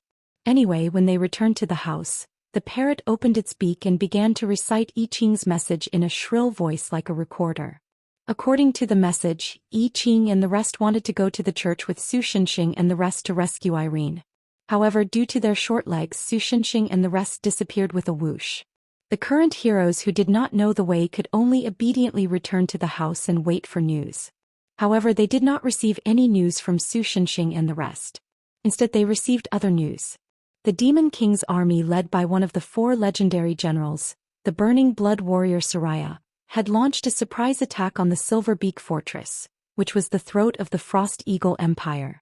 They had caught the human army off guard and forced them to retreat. They had even pushed the human army to the Green Plains 300 miles away from the capital. The king of the Frost Eagle Empire was already very old. When he heard the news, he almost vomited blood and died. In the end, it was the eldest princess who led the imperial capital's royal knights into the Emerald Plains to stop the advance of the Demon King's army. However, because of this, the Emerald Plains, which was originally known for its beautiful grassland scenery, was completely dyed red by the blood on both sides. It was an out-and-out meat grinder. However, in this kind of high magic world, if the gap between the top combat power was too great, even if one side had the advantage in terms of military strength, it was very easy for the morale to be shaken due to the death of the main general, resulting in a collapse. Although the Princess Royal was quite skilled in magic, she wasn't a match for Soraya, one of the 4 legendary generals. The only reason she was able to hold her ground was because the Frost Eagle Empire's army had the buff to fight with their backs to the wall. No matter what, the Frost Eagle Empire's capital was behind them. If it was breached, the consequences would be unimaginable. However, the ancestors of the Celestial Empire had long said that the morale of the human side would gradually disappear along with the defeat of the Demon King's army. At that time, the future of the Frost Eagle Empire would be set aside for the time being. However, the Princess Royal would probably either be captured, die in battle, or commit suicide. As a hero summoned to this world by the Princess Royal, Yi Qing naturally could not ignore this matter. Therefore, she decided to go to the Emerald Green Field with Lin Qian and Xia Shuiyao. As long as the three of them were there, the high-end combat power of the human army would be at least on par with the Demon King's army. The morale of the human side would also be maintained for a longer period of time. Moreover, Lin Qian and Xia Shuiyao were both mages, and mages were recognized as great killing machines in war. Only in a war at the level of an army would their power shine brightly. What a naive brat. Do they really think that the cunning princess will go head-to-head with the Demon King's army? Finn sighed. And they underestimate war too much. I hope they don't die on the battlefield because of some accidents. As a former prince of the kingdom, Finn had seen many geniuses in the era when he fought against the Demon King's army. Although there was still a gap between them and the three current heroes, they were indeed geniuses. However, nearly 90% of them died on the battlefield. It was clear that power was not enough to dominate the battlefield. This was especially true for mages with frail bodies. Sometimes just an arrow mixed with magic-resistant metal could take the life of a famous court mage. It's fine. It's good to let them train. Otherwise, if they follow us all the time, they won't feel like heroes at all. If they die so easily, it means they don't have the protagonist aura. Su Xinxing did not seem to care. And compared to getting involved in that kind of war, it's easier for us to directly deal with the source of the problem.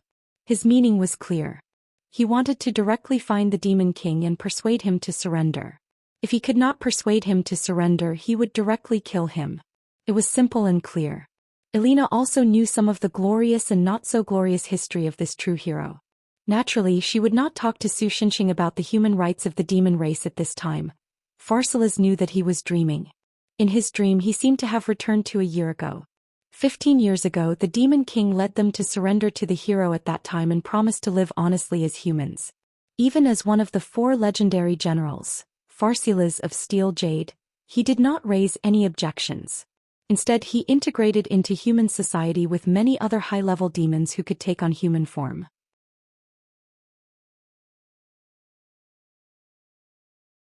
When he learned that the tenant farmer betrayed him without hesitation for a few grains of silver barley from the church, the former demon general felt unprecedentedly disappointed in humans. During the confrontation with the church, a young missionary could not bear the pressure and accidentally shot an arrow at Pharsalus' child. Pharsalus' wife instinctively shielded her daughter. In the end, both of them died in a few seconds from the poison smeared on the arrowhead. The happiness that Pharsalus had spent 15 years to find was all destroyed in a few seconds. You damned humans. Ah! Pharsalus cried out in grief as tears of blood flowed down his face. When he came back to his senses, all of the church members who surrounded him had turned into minced meat in the forest. After that, he rushed over and killed all the tenant farmers. Then, under the persuasion of one of the 4 legendary generals, Boyant of Xinrui, he inherited the position of the Demon King. He once again gathered the demons who were dissatisfied with the humans and once again formed the Demon King's army, declaring war on all the humans. Since you dare to spy on my dream, then just show yourself. Pharsalus opened his eyes on the Demon King's throne and looked at the empty hall.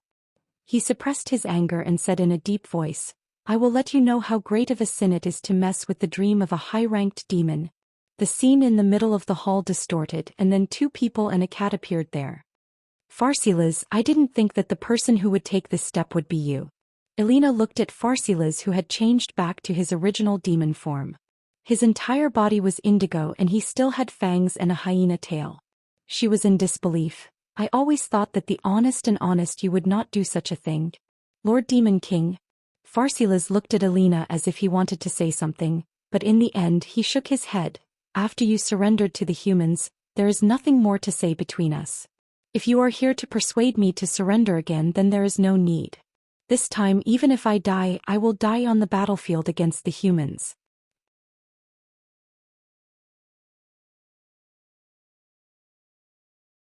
Chapter 213. Well, I have an idea. Su Shenxing, who was lying on the side, wagged his tail and raised his hand to ask. Do you have anything to say, sir? Elena, who was already troubled by Falsilit's tough attitude, immediately followed Su Shenxing's lead. Don't you think the situation in this guy's dream is familiar? Su Shenxing asked Elena and the others as he sat on Falsilit's back and pointed at the roaring demons below with his claws. Despite being one of the 4 legendary generals, Falsilit's strength was outstanding. With the name Falsilit's the Steel Jade, he had almost unlimited physical strength. In the last war between the Demon King's army and the humans 15 years ago, in order to buy time for the Demon King's army, he single-handedly moved 3 mountains to the plains on the path of the human army. This delayed the human army's advance by more than half a day. If it weren't for the fact that the human army had magicians who could use wind magic to speed up their advance, the delay would have been doubled. Falsilit's skin was also very tough. So far, other than Finn's Sword of the King, there was no other weapon in this world that could hurt him in his true form. What?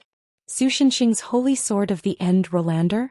If Su Shenxing really pulled that thing out, the already fragile lattice world would also be half destroyed, okay? Even if he encountered another one of the 4 legendary generals, the battle maniac Soroya, Falsilit's would still win. It could even be said that in the entire Demon King's army, there was no one who could beat Falsilit's in physical strength. It was no wonder that boy ant of Shinrue, who was known for his wisdom, would let Falsilit's take over as the new Demon King after Elena, the former Demon King, left. Of course it was useless. Finn and the others were too slow, so Su Shenxing simply clawed Falsilit's to the ground. Falsilit's was still struggling, but when Su Shenxing sat on his back he was surprised to find that no matter how hard he struggled, he could not get rid of the tiny black cat on his back. It would have been fine if that was all, but the thing was, for some reason this guy was heavier than a mountain. Falsilit's tried his best to bend his spine, but he could not even lift himself up. Are you saying that it's similar to the situation in Vincent's church? Finn asked thoughtfully. Indeed, although the church had been working hard to hunt down the remnants of the Demon King's army and various demons after its revival, until more than a year ago, the church's actions were still considered stable and orderly. Both the incident in St. Vincent's Church and the situation in Falsilit's were abnormal. The church's reaction was too extreme. Didn't Elena capture the soul of the bishop and interrogate it? She said that a higher demon had turned him into a demon, hinting and tacitly allowing him to do such a thing. If you think about it carefully, don't you think that such actions are forcing the powerful demons to become enemies with humans? Su Shenxing nodded. He did not intend to beat around the bush and directly said what he thought. If there were members of the church that this something met who had been instigated by that superior demon, it would make sense for him to act so aggressively. Elena seemed to want to argue for the demons, but in the end she gave up and went into deep thought. Seeing this, Su Shenxing slapped away Falsilit's hand, which had almost grabbed his tail, and continued speaking. Then here comes the question. Learning excavation magic. Bah, who is that higher demon? But when we interrogated that fellow's soul according to his description of the higher demon's appearance, there were no obvious characteristics. To most humans the higher demons looked the same in their true form. It was just like how most people in the Celestial Empire thought that black people looked the same. Only demons like Falsilit's, whose body had undergone specialization due to excessive power, would have obvious characteristics. Therefore the information obtained from the bishop's soul was useless. Elena was a little confused. Su Shenxing was present at the time and should have known this very well. Appearance is often the most unreliable reference standard, Su Shenxing snorted. Don't forget, I was still a human when I came to this world last time. This example was so convincing that Mr. and Mrs. Finn were speechless. Speaking of which, how did you become like this? Although they were all very curious about this, they were all very wise and didn't touch this bad luck. What's more, if I'm not mistaken, most higher demons like to show off their personal bravery by putting some unique symbols on their bodies, right? Su Shenxing continued. Just like the lighthouse country on Earth, the great demonic realm was a place where individual heroism was highly advocated. Therefore many demons liked to make themselves non-mainstream. Su Shenxing had even seen a demon poke a dozen things like Tianten fried dough twists on his body. In this way the lack of characteristics is even more suspicious, isn't it? It's almost like someone is secretly promoting the reorganization of the Demon King's army. Finn's face had become very serious as he followed Su Shenxing's words. Originally, if the two races had friction for various reasons and ended up in a war, there would be nothing that could be done. If it weren't for Su Shenxing's arrival this time, even as a hero he wouldn't have participated too much except to help when the humans were at a disadvantage. But if this kind of friction and war were caused by someone, then as a former member of the Salvation Team, even if it was just to maintain world peace, he would definitely take action and kill the guy who wanted to make a big news.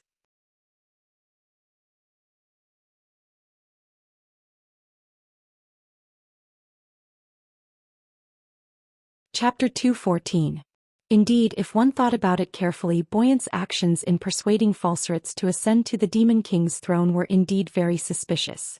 As one of the few demons who had made a name for themselves in the human circle of power, his enthusiasm for reorganizing the Demon King's army was extremely suspicious. Although Su Shenxing had never met Buoyant of Xinrui, who was also one of the 4 legendary generals, after returning to this world, he had fought with him more than once in a battle of wits and courage with the Demon King's army 15 years ago. Of course, the battle here was more of a battle of wits and courage rather than a confrontation. Otherwise, Su Shenxing would have slashed the other party in half, and there wouldn't have been so much trouble. Even 15 years ago, Su Shenxing's strength wasn't as strong as it was now. He was only strong in the general sense. But even so, if it was a one-on-one, no, even if it was a one-on-3 situation, it wouldn't be difficult for him to kill Buoyant. Although Buoyant, Falsarits, and Soraya were all 4 legendary generals, he was the weakest in terms of individual strength. As a rare 2-headed demon, Buoyant only had a certain level of attainment in mental power and runology. The real reason why he could be listed as one of the 4 legendary generals was simply because he was one of the few wise men in the Demon King's army. He had always played the role of a think tank in the Demon King's army. Of course, it could also be said that he was the Demon King's advisor at that time. To be honest, that guy did have some tricks up his sleeves. Back then, Su Shenxing's mortal wisdom was not enough to play with him. If not for the existence of the wise men in the hero's army who could see through some of his schemes in the early stages, and Su Shenxing could not be bothered with the other party's schemes in the later stages and relied on his strength to forcefully defeat all of that guy's schemes, it would have been quite troublesome. It was precisely because the group had displayed their strength that Demon King Elena came to the conclusion that they were no match for the Salvation Army and took the initiative to surrender to avoid the worst situation. But in this way, the demons who harbored malice against the humans were also saved, which led to the current situation. Yes, Soraya of Burning Blood, Farsalits of Steel Jade, and Buoyanti of Shinru. Su Shenxing counted with his claws. Wait, why are there only 3 of the 4 legendary generals? Speaking of which, when we fought our way to the Demon King's city, we only met 3 demon generals. I always thought that the 4th demon general would be the strongest of the Demon King's army and stay in the Demon King's city. In the end, after breaking through the Hellcrown's guards and mechanisms, I met Elena directly. Even Finn hammered his palm with a look of realization on his face. I say, you've been living with the Demon King for 15 years. But you haven't found this strange? Su Shenxing looked dispiritedly at the confused Finn. The 4th infernal general is called Invisible 6th. His ability is biased towards information gathering, which is equivalent to having an unlimited amount of invisibility.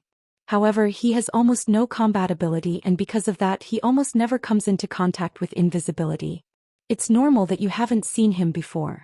Even the last time I saw his true form was nearly 20 years ago. Back then he was the one who grasped all of your movements. Elena explained to Su Shenxing in detail. Finn suddenly felt like there was an old curse stuck in his throat, but he couldn't spit it out. In short, the most important thing now is to find Buoyanti, right? Finn asked Su Shenxing, who was licking his fur like a cat, after glancing at Farsalits, who seemed to have no intention of continuing to struggle on the ground. That's the problem. It's very difficult to find that guy. I remember 15 years ago he was always hiding in a safe place like a tortoise. It's very difficult to catch him. Su Shenxing sighed helplessly. He really wished that his old think tank could appear by his side. If that guy was here, he might be able to catch Buoyante's slip. Not to mention that we're in the open while that guy is in the dark. If it really doesn't work, I'll have to step in and destroy the Demon King's main force. Since that guy spent so much effort to reorganize the Demon King's army, He'll definitely jump out when the Demon King's army shows signs of falling apart. In the end, Su Xinxing could only think of this simple and crude method. But in many cases, the simpler the method, the more miraculous the results. If you really do that, it'll give me a headache. Apart from the 3 people, 2 humans, 1 cat, and Farsalets who was lying on the ground, a young man's voice rang out in the empty hall. Unlike Finn's simple and honest voice, which was full of a sense of justice, this slightly shrill voice gave off a creepy and slippery feeling. Oh, our Shinrui is finally willing to show himself. Su Xinxing narrowed his cat eyes and stared at the position beside the Demon King's throne. Even if the other party had used some special method to make their voices come from all directions, this little trick was of limited use to Su Xinxing. He immediately discovered the location of the other party's true body. That guy is actually here. TSK, but as the think tank, it's normal for him to appear beside the Demon King. Finn drew his long sword from his waist. It was obvious that he didn't have a good impression of Boyanti. Moreover, that guy was suspected to be the mastermind behind the kidnapping of Finn's daughter. It was no wonder that the usually nice Finn would be so serious. Long time no see, Lord Demon King, and the 2 of you who used to be heroes.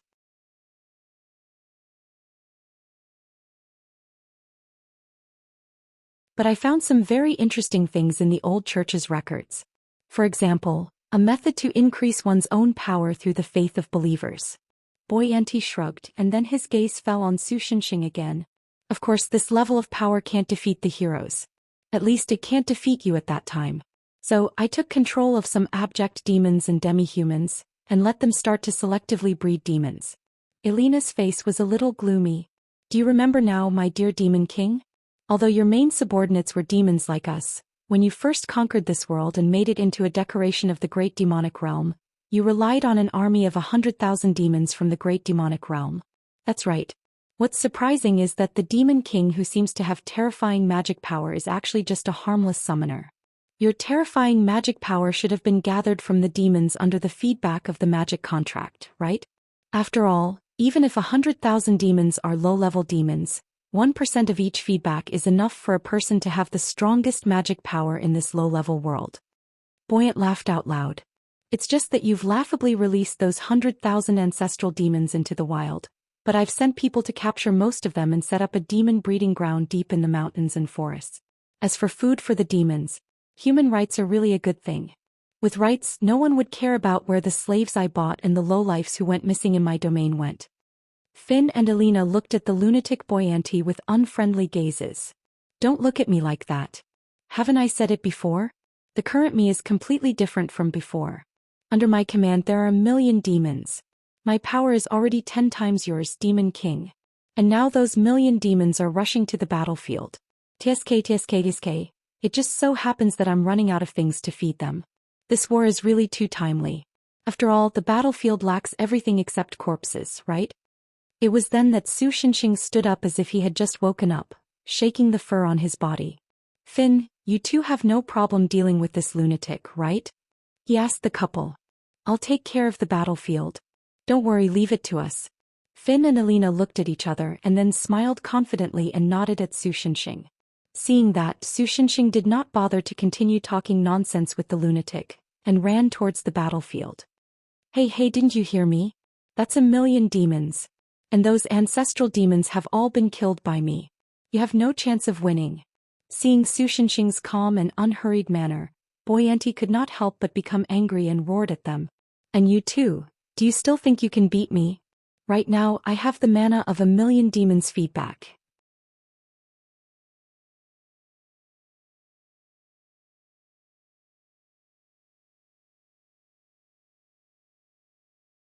Chapter 215. The battle was soon over. There was no dazzling collision of magic, no splattering of blood. With a single blow, Elena had eliminated Boy Ant, who had once bowed before her and now intended to rule the world. I thought it would be more troublesome. Finn sighed. This guy was much smarter than he is now. 15 years ago, in the war between the Demon King's army and the Human Alliance, the Demon King's army was not only far superior to the Human Alliance in terms of raw power, but also saw through almost all of the Human Alliance's tactics and strategies.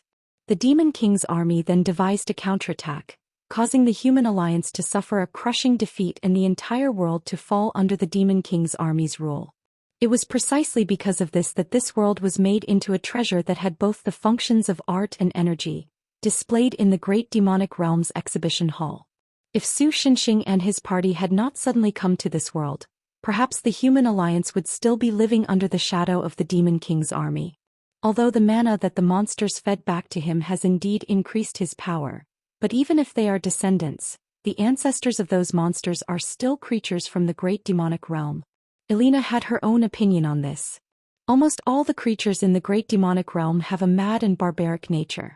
It would have been fine if it was just one or two, but he had gathered the mana of millions of monsters. The mana of these creatures would naturally affect him, causing him to gradually become mad. The former Demon King looked a little regretful. If he didn't have such a crazy idea and simply used his extraordinary wisdom and some little tricks that the human alliance could not recognize, he might have been able to unify the continents that had been incessantly warring since ancient times and rule this world as a human. It's all in the past now. Finn patted his beloved wife's shoulder and comforted her gently. Now we just have to rely on His Excellency. It will get better in the future. Even if any of the millions of monsters were no match for the two of them, but if so many monsters appeared at once, even the Demon King and his wife would need a considerable amount of time to deal with them. During this time, the civilians on the human alliance's side would probably be greatly harmed. But if it was Su Xinxing who came, then there was nothing to worry about. Although the two of them did not know how Su Xinxing planned to deal with the monsters that could be killed in a row, it did not hinder their trust in Su Xinxing, the former savior. I hope so. Also, I feel like we've forgotten something. Elena did not dwell on this point, but instead rested her chin on her hand and thought. Now that you mention it, I feel the same. Finn paused and then frowned. I'm glad that you both remember. A deep voice came from beneath their feet. But can you get off me first before you continue with your lovey-dovey display? So you are still here, Farsalets. So, do you intend to continue to fight with the humans? Finn put away his joking expression and asked seriously, what do you think? I will let go of my hatred and live among the humans again. Although I really want to say that I'm sorry. Even if I know that this is all Buoyant's scheme, I can't let it go. After all, the ones who killed my wife and daughter are indeed humans. Farsize stood up and patted the dust off his armor as he answered in a muffled voice. It seemed that the truth of the matter made him feel terrible. After all, not only were his wife and daughter abandoned, even he himself was fooled and was actually working for the culprit who caused all this. I can promise that I will try my best not to attack humans without being angered by them, but I really can't do it if you want me to live among humans again. After this, I will probably find a random mountain and live in seclusion with the wild beast. Thanks, you've helped a lot. Finn knew that it was impossible for a person to let go of their hatred so easily, so he did not force it. He just felt a little regretful. If you need anything in the future, you can come find us at the place where Elena and I live in seclusion. Then that's it. Take care. Falsariz hesitated for a moment, but he did not greet Elena. He spread his demonic wings and flapped them, creating a rather comical human-shaped hole in the ceiling of the palace. He flew out in an instant. This way, as long as they could heavily injure or capture Soroya in the battle on the Emerald Plains, the Demon King's army would once again be without a leader, and the human alliance would win again. Is this really okay? Elena asked softly. It was not clear if she was talking to Finn or herself. Back then, I abandoned all the demons so easily and let them live in pain. I was the only one who lived happily. And this time, is the situation going to repeat itself? You've already done your best. Finn did not know how to persuade her, so he could only try to comfort her. At most, the situation will return to how it was before. In fact, the demons might have a harder time in the future.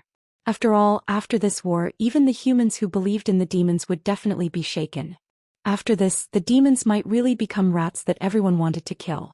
The higher demons who could transform into humans were still fine, but the lower demons who had some non-human characteristics and could not be concealed with magic would probably be more miserable. Finn knew all this, but he would not say it out loud. Other than making his wife feel uncomfortable, there was no other use. Urgent military report.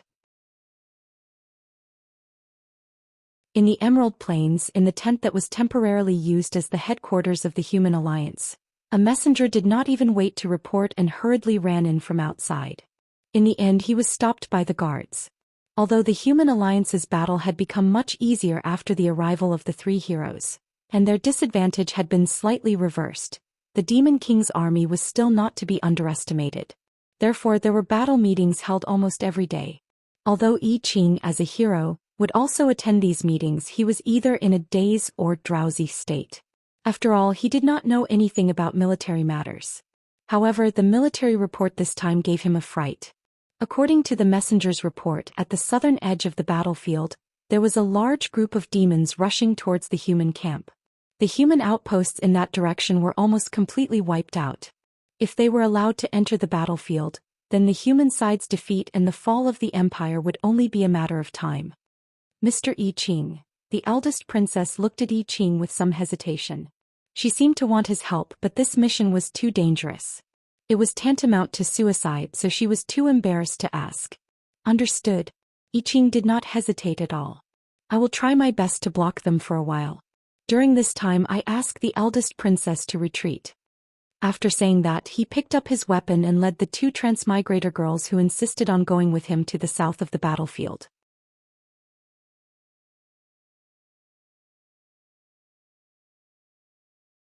Chapter 216. The southern part of the emerald green plains used to be a dense forest. The reason why there was the word used to was because a few minutes ago, there was less than a tenth of the forest left and the rest had been turned into a wasteland.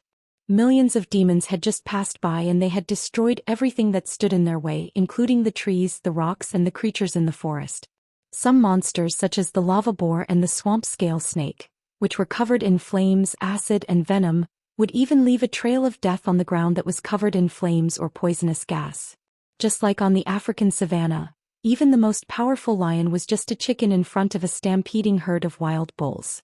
Even the royal knights and court mages could only choose to be trampled to death or be knocked to death in the face of this vast sea of magical creatures. Even the less than a tenth of the forest was in danger. If they broke through the forest and ran into the emerald green plains, once they attacked the human army would be instantly routed and suffer heavy casualties.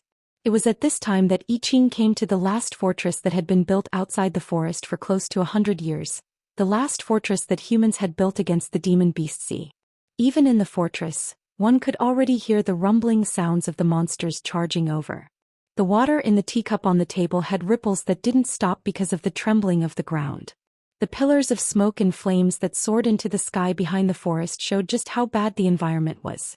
From time to time, the unique sound of wood fibers breaking could be heard when towering trees were knocked down, followed by the sound of birds fleeing in panic. Everything was telling I Ching just how terrifying the situation he was about to face was. Little Qian Shuiyao, I've changed my mind. I Ching pulled out his sword and took a deep breath. Before the magic airship that brought us here pulls out its anchor, quickly get on it and escape with the people here. Even with the cheat level ability of the war god's blessing, coupled with the skills honed on the battlefield and the recently awakened power of the brave heart, it was already inconceivable for them to face hundreds of monsters at once. But this time their enemies were actually close to 1 million. It was fine when he didn't see it, so this number of enemies was only in his mind. But after seeing it, I Ching didn't have the ambition to block all the monsters. He just hoped that Lin Qian and Xia Shuiyao could escape. Idiot I Ching, what do you want to do? Lin Qian was the first to protest. I'm also against it. Xia Shuiyao agreed with Lin Qian. Classmate I Ching, it's not good to change your mind. If it was me, I could at least fight with the demons with my agility, but this situation is too disadvantageous for you. I Ching stopped joking and replied seriously, as expected, I think it's better for you to reconsider. The two girls looked at each other before they revealed a smile. Idiot I Ching, don't you know why we came here with you? Lin Qian put one hand on her waist, her right hand almost poking I Ching's nose. To be honest, I still feel unreal when that princess suddenly threw such a heavy burden on my shoulders. But if I'm with you, I'll feel that maybe I can really do it. Even with Lin Qian's somewhat shrewish temperament, saying this was no different from a confession, and a charming blush appeared on her face. But you coward, you actually want me to leave you behind and run away alone. How can I do such a thing? But the situation now is really dangerous. I Ching still found it difficult to let the girls go to hell with him. Aren't you afraid? Well, of course I'm afraid. Lin Qian wanted to be brave, but in the end she showed a weak and helpless smile. To be honest, my legs are a little weak now. But no matter what, I can't leave you behind. Hasn't it always been like this since we were young? When they were young, although the two families were neighbors because of the difference in their parents' jobs, they did not have much contact. Yi Qing's father was a narcotics officer, and her mother was a full-time housewife who occasionally did odd jobs. Lin Qian's mother was a famous TV star at that time, and her father was her mother's agent. Then one day, when Lin Qian was still in kindergarten, she was kidnapped by her mother's fanatical fans. Because her father's job was dangerous, Yi Qing, who received special education, was more mature and vigilant than other children. After notifying the police, little Yi Qing quietly followed the gangsters and used a series of plans to distract them and rescue the frightened little girl. In the end, she was still found by the two fanatical fans who had mental problems. Little Yi Qing was also injured by a gun during the chase. If the police had not come in time, she would have died there. Even today, Yi Qing's abdomen still had scars from that incident, but it was also from that time that Lin Qianqian had been following Yi Qing around. After Yi Qing lost his father at a young age, the girl forced herself to be strong and took care of him silently like an older sister. Of course, Lin Qianqian seemed to have taken care of Yi Qing more often. Vaccinali.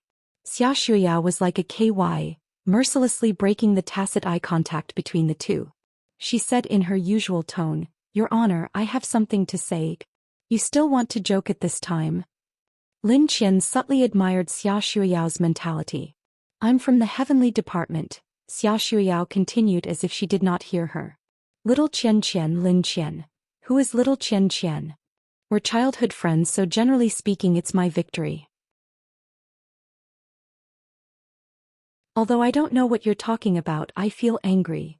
The veins on Lin Qian's forehead were bulging. In this regard, Yi Qing could only laugh dryly and perfunctorily. However, the atmosphere of life and death became much more relaxed because of Xia Shuyao's jesting. Not far away, the last barrier of the jungle was also destroyed by the monsters. The mighty monsters rushed towards the fortress like the tide of the Enchanting river. "It's too late to run now. In this case we can only fight to the end together." Yi Qing sighed, then raised his long sword and shouted at the soldiers in the fortress who were about to turn and run with fear. "Although the Frost Eagle Empire is big, there's no way out. Behind us is the capital. Running away is useless. You will only be sent to the netherworld faster if you turn your back to the enemy. If we can't stop these monsters here, your wives, children, parents, and everything of humanity will be trampled and destroyed by these monsters, becoming fertilizer for the earth. I swear in the name of the hero that for the glory of humanity and the great victory, I will defend this place with you and will not take a single step back." Lin Qian used wind elemental magic when Yi Qing was speaking, increasing his voice by several times so that everyone present could hear him. Although they were very afraid of the endless sea of monsters, those soldiers knew that with the magic airships leaving, they couldn't outrun the four-legged monsters no matter what. Since running was a path to death, they might as well fight to the end like heroes. Especially after Sir Brave Warrior said those words, it was as if they had found a pillar of support. They all started shouting to boost their courage while trying their best to raise their morale. "Defend this place to the death, we swear to never retreat." Yi Qing, who was the instigator, let out a sigh as his hand holding his sword was covered in sweat. Although there were guards appointed by the Empire, now that the hero had appeared here, there was no doubt that he was the center of everyone's attention and the role model of the soldiers. There were already some flying monsters that were flying fast that had entered the airspace of the fortress. The soldiers were trying their best to shoot them down with their crossbows, but the effects weren't that good. The most important thing was that the beast tide would hit the fortress in less than half a minute. No matter who it was, their nerves were stretched to their limits at this moment. Even when a giant white hemisphere appeared in the forest, they didn't notice it at all. After that, Yi Qing realized that the white hemisphere that was spreading and tearing the earth apart was because of the high density of the air, creating something like a wind barrier. In short, there was a huge explosion that caused the air to spread at supersonic speed.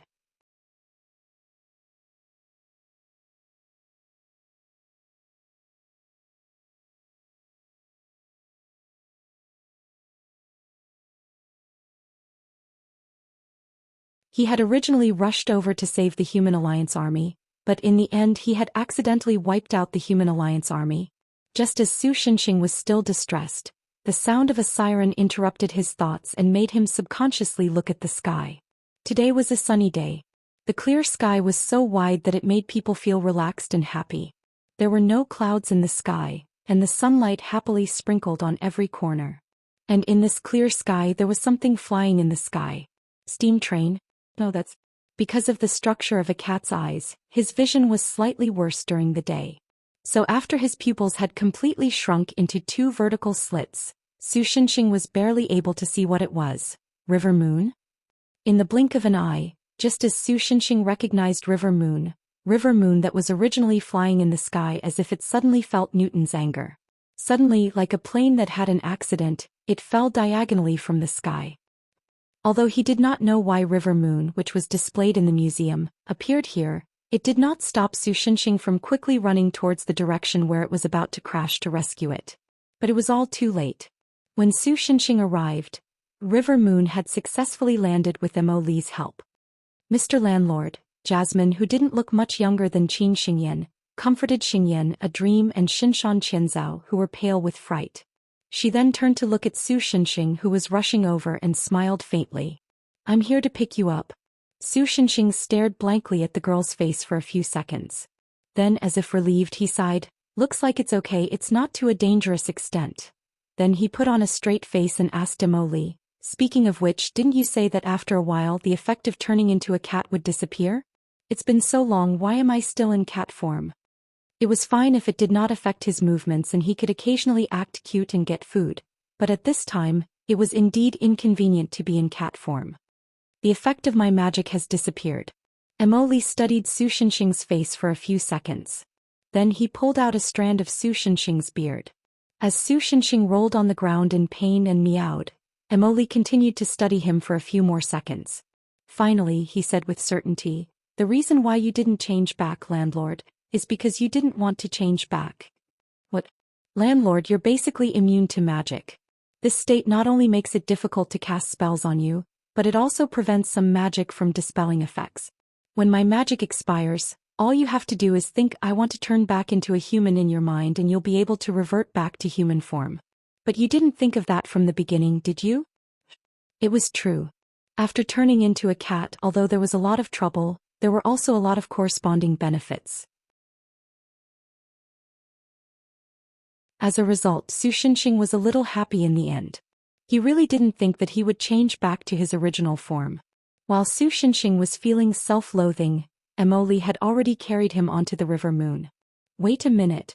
He struggled for a bit. Although he was surprised to see Jiang Yu sitting in the conductor's seat, he still shouted, "I still have things to do. Head south. We're going to the battlefield." Jiang Yu pulled up the corner of her skirt and bowed slightly to Su Shenxing. Then she opened the airlock and blew the whistle.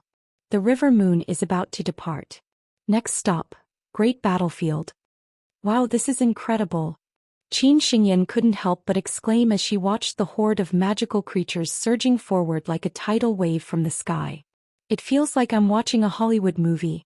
Chihaya Fukuyama couldn't help but sigh. Mo Li carried Su Shenxing, who was still in his cat form, to the entrance of the train. He asked Su Shenxing with uncertainty, "Do we really have to do this?" "No problem. After dropping me down, have Jiang Yu immediately distance herself from here and build a protective shield." Understood. After saying that, Mo Li threw Su Shenxing out of the door without hesitation.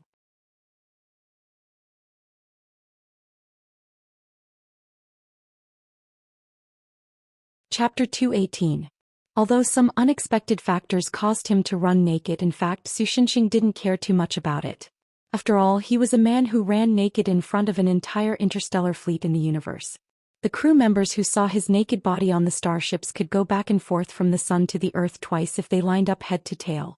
In a world of swords and magic with a civilization level of the Middle Ages.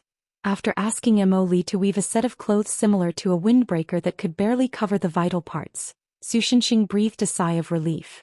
At this time I Ching and the others had also found him. You are... Although Su Shenxing's previous naked posture had impacted I Ching's worldview to a certain extent, he also knew that if it were not for him, the human coalition forces would really be in danger this time. Other things aside, at least the three of them would definitely die in this fortress. Su Shenxing hammered his palm and realized that I Ching had never seen him in human form. Ahem, I heard about you from Xiao He. So Su Shenxing simply pretended to be a senior and said seriously, if I must say, I'm the previous hero. The previous? I Ching showed a look of shock. Compared to I Ching, who did not have any outstanding achievements so far, the previous hero was undoubtedly a true legendary figure in the true sense. At that time, the human situation was more difficult than it was now. It was better to say that they were actually defeated, and it was an indisputable fiasco. If it were not for the sudden appearance of the previous hero who led his companions and the native heroes like Finn to execute the decapitation tactic on Hellcrown. In fact, the Hellcrown surrendered himself. Perhaps until now, the human race would have been the slaves of the Hellcrown and could only live a difficult life under the oppression of the Hellcrown. It was precisely because of this that the previous hero was praised from generation to generation. Although it had only been 15 years since then. But, in the story you left after defeating the Hellcrown? I Ching asked strangely. If this legendary figure was still alive, then he would not have been summoned by the princess of the Frost Eagle Empire as the hope of saving the world. Judging from the strength of this man in the story, it should be easy for him to pin the entire Hellcrown to the ground and beat them up. As a matter of fact, the attack just now proved this point. Although I Ching, who had undergone compulsory education, found it hard to believe, it was true that the other party had only punched the ground once, and wiped out millions of monsters along with a vast forest from this world. That's right, but for some reason I came back. Su Shenxing continued to answer seriously. Since you can come back, it means that this world has some kind of connection with Earth, right? I Ching did not doubt him and asked expectantly. Unfortunately, that wasn't the case. There was no ready-made passage between Earth and this world. Back then, Su Shenxing directly broke through space to return to the Great Demonic Realm. Now, Mo Li accurately located the world Su Shenxing was in through the information of the Cladric Sea. Then he used the divinity of Chihaya Fukuyama to wrap the river moon. Finally, he barely passed through the world barrier and crossed the sea of nothingness to come to this lattice world. Su Shenxing gave a simple explanation to I Ching. I Ching expressed that although he didn't understand, he felt that it was very powerful. He also understood that ordinary methods couldn't return to Earth. But you don't have to worry. When we leave, we'll take you along the way. Su Shenxing gave a thumbs up and pointed to the river moon behind him. The steampunk-style locomotive that didn't exist in this world made I Ching and the others inexplicably look forward to it. But before that, there are other things to do. Even if Su Shenxing didn't specify what he wanted to do, I Ching could more or less guess it. So, Senior, what do you plan to do? Is it simply to help the humans defeat the Demon King's army? I Ching asked. But even he knew that such a simple and straightforward tactic wouldn't be beneficial to them. Even if they helped the humans defeat the Demon King's army this time, who could guarantee when the next conflict between the humans and the demon race would be intensified to the extreme? Since the humans could oppress the demon race to the point of revolt once, even if they were lucky enough to pacify the demon race this time, who knew if the demon race would suddenly revolt again when they were oppressed to the extreme? After all, the humans had always been a race that didn't know what was called a lesson. The endless wars of life and death on Earth were very good proof of this. Then what do you plan to do? I Ching asked curiously. Putting aside the fierce battle for the time being, when he was free, he also thought of a similar problem. Unless this former hero took action, it was impossible to exterminate the demon race. After all, in terms of numbers, after decades of including the reign of the Demon King, the ratio of the demon race, most of them were mixed blood, to the human race had reached 1 to 10. This was a rather shocking number. Obviously, the reproductive ability of the human race had successfully made up for the low reproductive ability of the demon race. It should be known that the physical condition of the demon race, even if they were mixed blood, was much better than that of the human race. 15 years ago, when the Human Revival Army and the Demon King's army fought, it was basically, there's a demon here. Everyone, don't talk about Jianghu morality. Hurry up, 100 men charge up and chop him to death. This kind of purely relying on human lives to make up for the difference in strength was extremely difficult. They barely managed to hold on until the arrival of Su Shenxing and the others. And now, if a considerable number of the demon race had not joined the Demon King's army because they had formed bonds and feelings with the people around them as early as 15 years ago, and because they did not expose their identities, the demon army, which was far more numerous than that of the past, would have been able to crush the human coalition army long ago. And this time, if the rebellion was suppressed purely by force, the world would sooner or later be in big trouble. I guess. Su Shenxing stroked his chin, thought for a moment, and then said, the reason why the humans and the demon race are still like fire and water is that the racial assimilation is not thorough enough. If this war did not happen, they could continue to live together like before for another 50 or 60 years. When the older generation is all dead, the new generation of mixed blood will not be able to distinguish between each other, and they should not continue to hate each other so much. But isn't it too late to say this now? I Ching asked, puzzled. No, it's not too late. As long as we can find something else for them to do, we can still stop the war for the time being. Su Shenxing scratched his face, made a decision, and said with a righteous face, forget it, it's not the first time anyway. Only by letting the world feel real pain can this painful horror suppress the war and bring the world to stability and peace. This. I Ching hesitated and then complained, is this a death flag?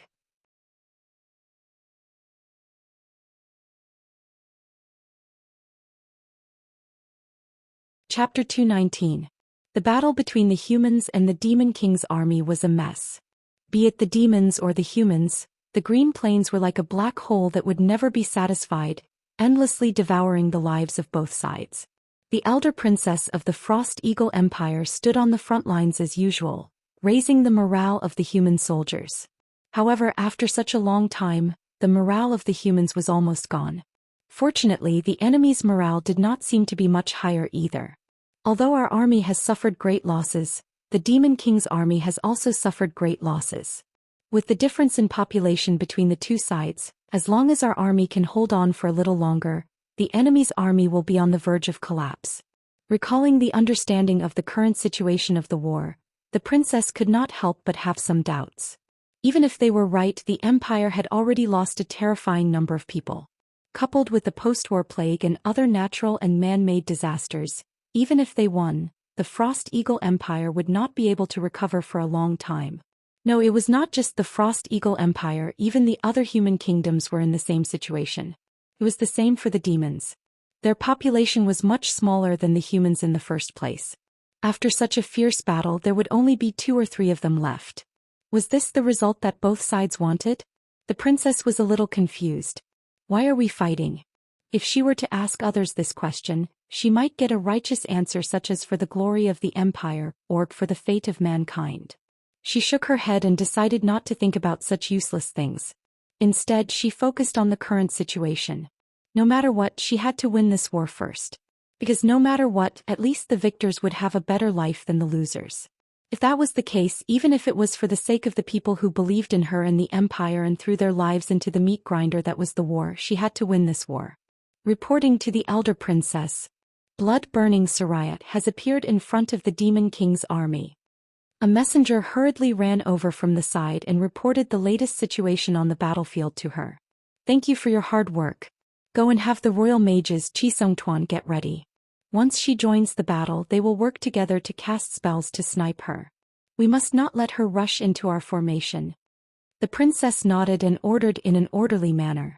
Also, mobilize 2 crossbow squads and a squad of giant shields to protect the royal mages and prevent any sneak attacks.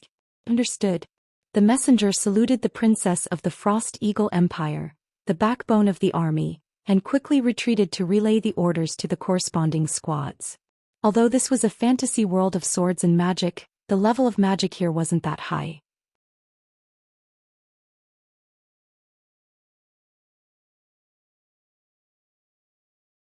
Even the Princess Royal from the human side had a strange look on her face. After all, it wasn't difficult to create a mirage in this magic world, so no one believed that person's words and treated it as a strange joke. You damned bastards, you dare to ignore this king's good intentions. This king will punish you. The voice seemed to be angry from embarrassment. Saying this, the figure in the clouds stretched out a hand towards the ground and sent it towards the green plains. Good. Let me expose you, you pretentious bastard. Saraya sneered. She waved the blood-red scythe in her hand and chopped at the huge hand descending from the sky. The human army was not as daring as she was. They only set up several dozen layers of giant protective barriers under the princess's command. The next moment Soraya and the hand collided. She looked like a girl, but her actual age couldn't be verified. Her weapon turned into ashes upon contact, and the skin all over her body cracked from the powerful pressure. Blood spurted out and she flew into a corner of the battlefield like a blood-red meteor. Then, the human barriers that could withstand the bombardment of intercontinental missiles were like paper. They couldn't even delay the huge hand and were smashed apart in an instant. After that, the huge palm landed on the ground like a hot knife through butter, leaving a bottomless wound on the green field. It was a huge palm print that divided the entire field into two halves.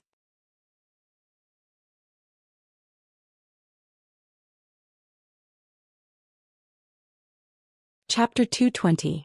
There was no shockwave that should have occurred when a huge amount of energy hit the ground, nor was there the terrifying power of the blow that killed millions of demons. But the palm that fell from the sky left an indelible impression on everyone in an even more shocking way.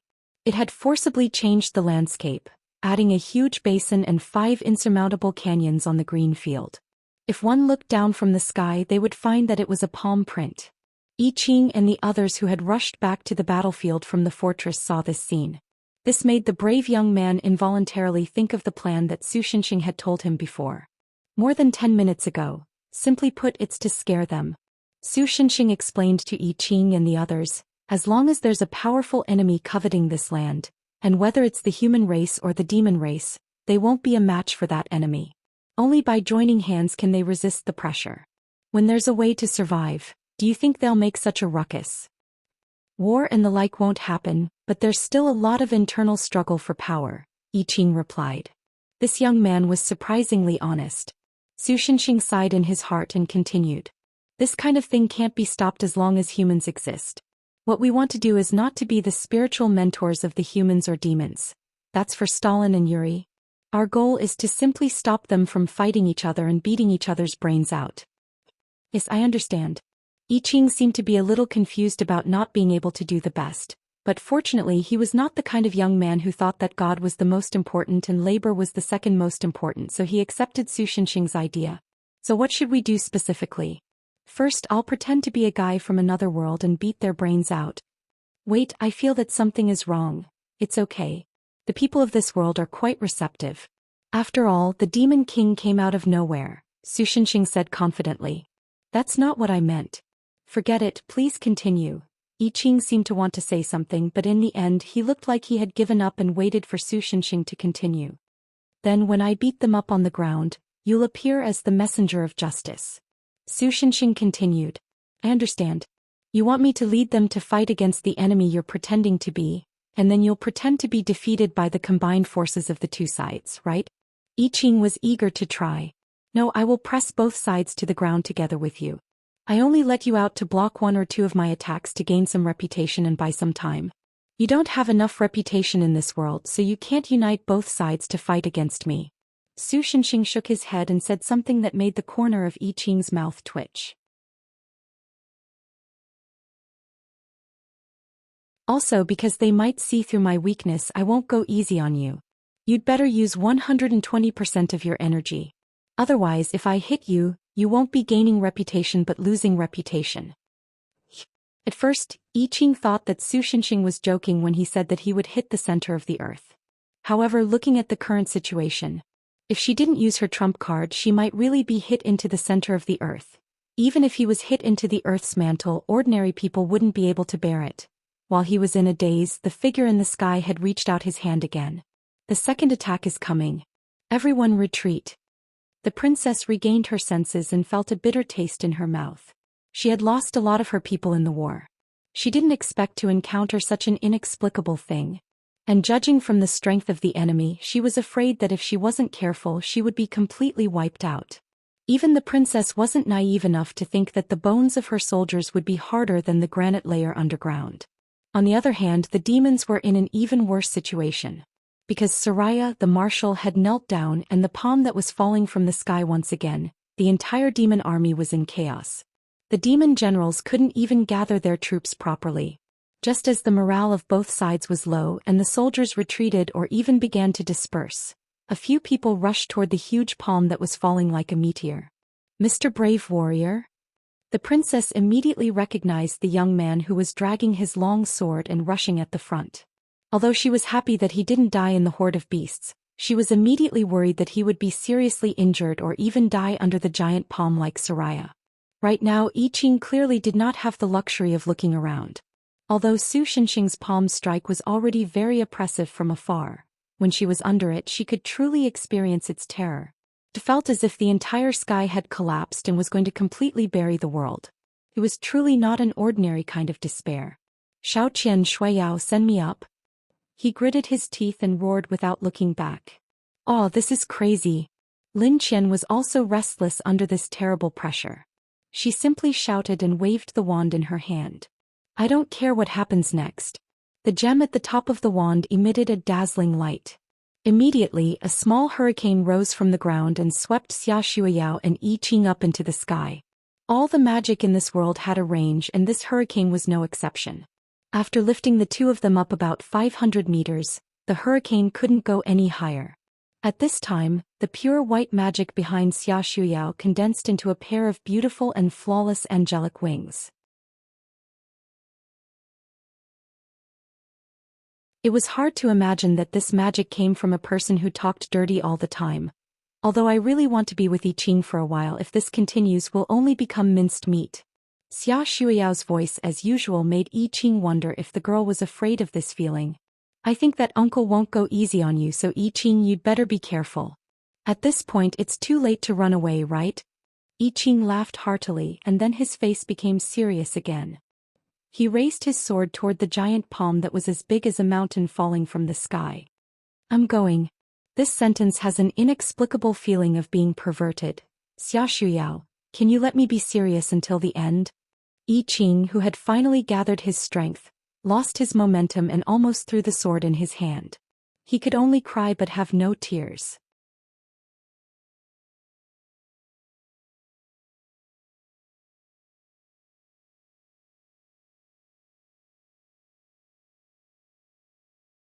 I Ching, who had finally regained her senses, subconsciously asked these two questions.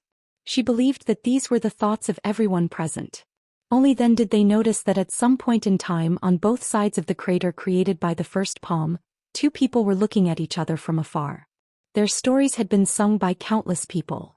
Their figures had been worshipped by countless people as legends. They had once been the role models of a region, leading people to victory. Third uncle. The eldest princess, who was methodically organizing the retreat, couldn't help but cry out in surprise when she saw the man in the white pillar of light not far away. Although Finn had left the Frost Eagle Empire's royal castle 15 years ago and his whereabouts were unknown, the royal family had announced to the public that this hero who had once followed the brave Sir to crusade against the Demon King had died of an illness. Neither the retired emperor nor the current emperor had given up on the search for him. The former missed his youngest son, while the latter held a considerable degree of vigilance against this royal family member who had great prestige among the people. It was precisely because of this that although the eldest princess was only 5 years old when Finn went missing and couldn't remember anything clearly, she still knew what this third uncle looked like from some portraits later on. Perhaps because of his great strength, Finn's appearance hadn't changed much over the years, so the eldest princess recognized him at a glance. His Majesty the Demon King. The man in the black pillar of light caused a wave of disbelief among the demons. Unlike the humans, the demons who had joined the Demon King's army this time were basically old soldiers from 15 years ago, so naturally they could recognize the appearance of the highest commander of the demons. In fact, most of the demons originally didn't believe that the Demon King was dead. Now that Alina had stood up, they felt that they had a pillar of support, so they were all overjoyed and felt that the time for the demons to rise again had come. However, the thunderous roar that came from the sky made everyone's heart sink. "Is this your last hope? What a joke. I haven't even used my full strength yet." That's right, even if the legendary hero, Demon King, appeared, he could only block that unknown monster's palm. Just that palm alone was already so terrifying. If that monster really fought seriously, how strong would it be? The huge figure pierced through the clouds as if the armored giant had finally bent down, broke through the shackles of the shadows, and then viciously punched the ground. Even if that punch was still thousands of meters away from the ground with it as the center, it had already set off a terrifying storm. The magical flying kites raised by the humans and the two-footed flying dragons of the demon clan, who were originally hovering around the battlefield to compete for air supremacy, were suddenly blown away. Even Xia Shuyao could not stabilize her body. She held I Ching in her arms and was blown to a corner of the battlefield. The power of this attack had completely exceeded the knowledge of the humans and demons of this world, and it had also destroyed their psychological defenses. Human warriors. Soldiers of the demon race. Finn and Alina raised their weapons and shouted at the top of their lungs, "There's no retreat behind us. This is a battle that concerns the survival of the human race. Now is the critical moment. This is a battle that will determine the rise and fall of the demons. Draw your weapons. Use the glory of the human race as your shield, and the pride of the kingdom as your sword. Forget your cowardice. Straighten your unyielding spines and erect your spears of courage." The halos of courage and glory on the two of them spread. At this moment, no matter if it was the human army or the demons, everyone felt the same soaring morale. Their blood was boiling and their hearts were beating fast. The fear from before had been completely banished to the highest heavens. Right now they only wanted to fight to the death with the enemy. Fight for the world that we live in together. Charge with me. Attack with me.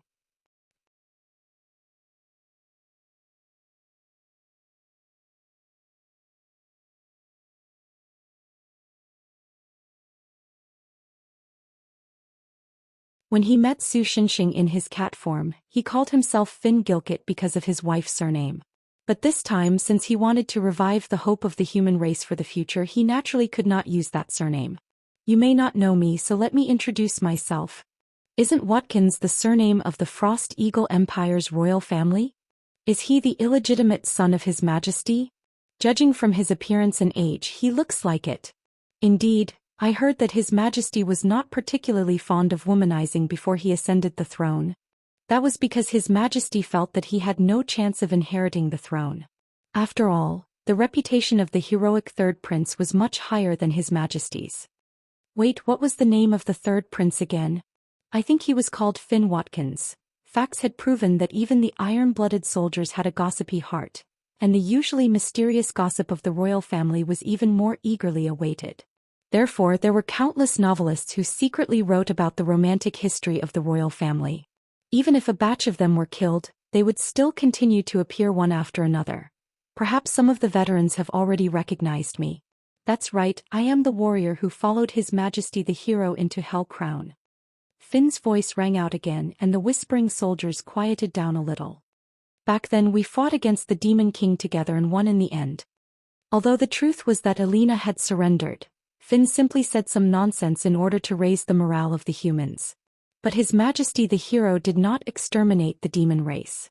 He believed that humans and demons could coexist.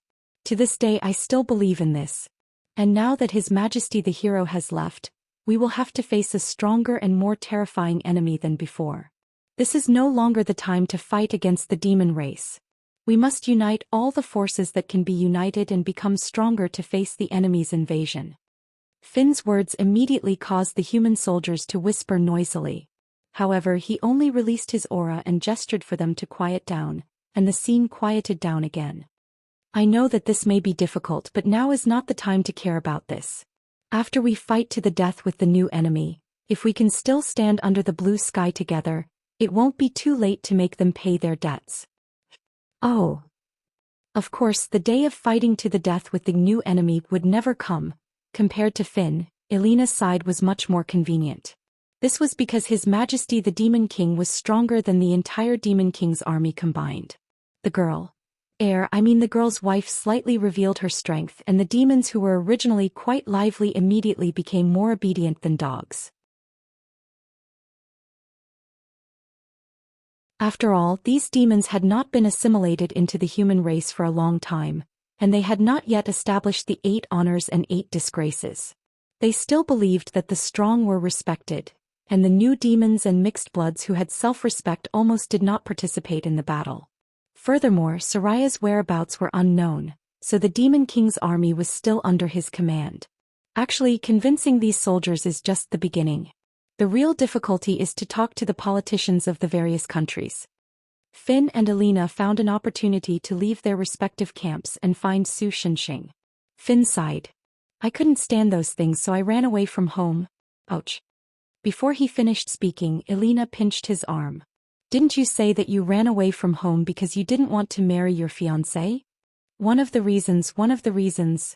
Finn immediately explained with a smile. I definitely fell in love with you at first sight. Believe it or not, the fiancé that my father arranged for me was a famous beauty in the imperial city. I didn't even see her before I ran away to find you.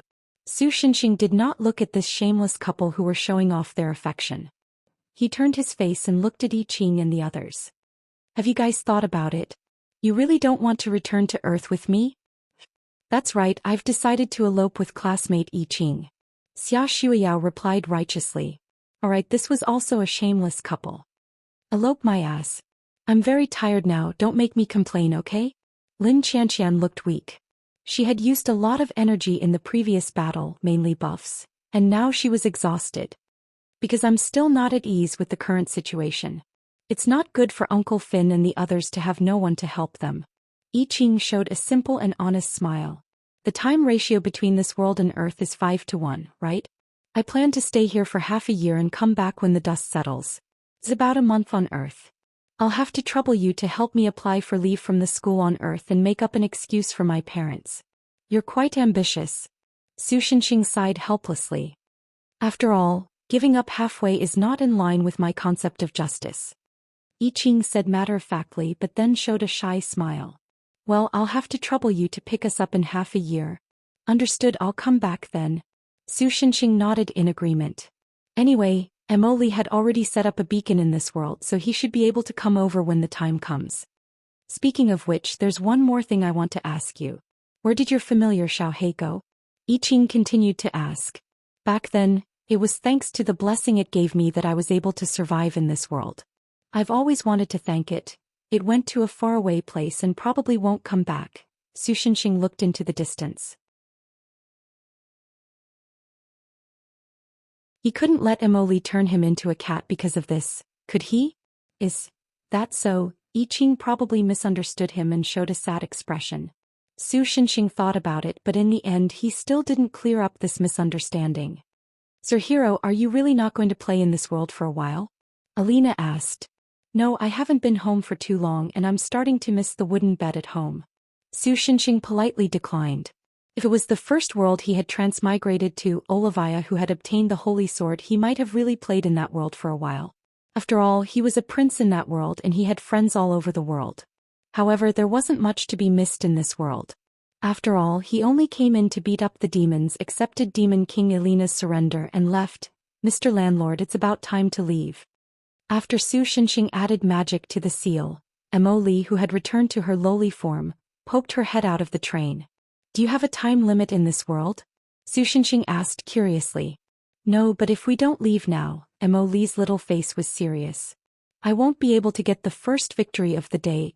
She was probably the only transmigrator who would rush home to get the first victory after transmigrating to another world for a day.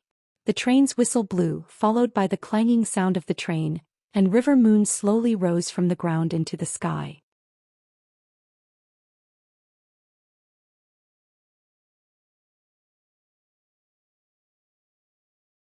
Chapter 223. Why do I feel like I didn't play any role in coming to this world? Chihaya Fukuyama, who had been staying in Jiangjin like a decoration from beginning to end, muttered in dissatisfaction. If I knew this would happen, I would have stayed in Jiangjin to continue learning about gods from Earth, teacher. Don't worry. Since Emoli asked you to come, it means that you're definitely useful. Su Shenxing comforted her. Really? What use do I have? To ward off evil? Su Shenxing hesitated and guessed uncertainly. The girl rolled her eyes at him. In fact, the reason why Emoli pulled Chihaya Fukuyama onto the train was because he needed her help. As a god, once Chihaya Fukuyama sat on Jiangyu would become a divine carriage in a broad sense, and objects with divinity that were not bound by water and soil like Earth God were the easiest to pass through the world barrier. But in fact, compared to Chihaya Fukuyama, Su Shinxing was more concerned about the other girl in the carriage. Jiang Yu, I always thought that you were already. He thought for a moment and felt that using the word dead to describe a train was a little inappropriate, so he changed it. Already disappeared, I who can't run on the train have indeed lost the original meaning of life. The girl turned around and explained to Su Shinxing with a smile. But in the museum, after seeing everyone smile, I vaguely found some new meaning of life. But this way, compared to before, I need more time to prepare and can only appear in this form for a short while. I see. Wait, isn't the situation now very bad? Su Shinxing nodded in realization at first, but then he realized that if the girl was not lying from the earth to the lattice world, and then wandering in that world for half a day before starting the return journey, this period of time did not seem like the so-called a short while, no matter how he looked at it. Are you talking about this? Jiang Yu lifted her skirt slightly. Su Shinxing discovered that under the black dress, the girl's legs were gradually disappearing. Don't worry, I've already confirmed this with Mo Li. Xingyan A Dream was the one who replied to Su Shinxing. Based on the speed at which the river moon crosses the world's barrier, the river moon will last until we get off at the museum station. Speaking of which, the museum will probably be in a mess after discovering that a big guy is missing from its exhibition hall. When Su Shinxing thought of the poor museum director in Jiangjin, he couldn't help but feel sympathy for him. The strange robber incident had only just passed. I used a paper talisman to leave an illusion there. Although there might be some discrepancies in the details because of time constraints, it's still a 1080p high-definition image. It should be able to deceive everyone until we return. Qin Xingyan hurriedly explained.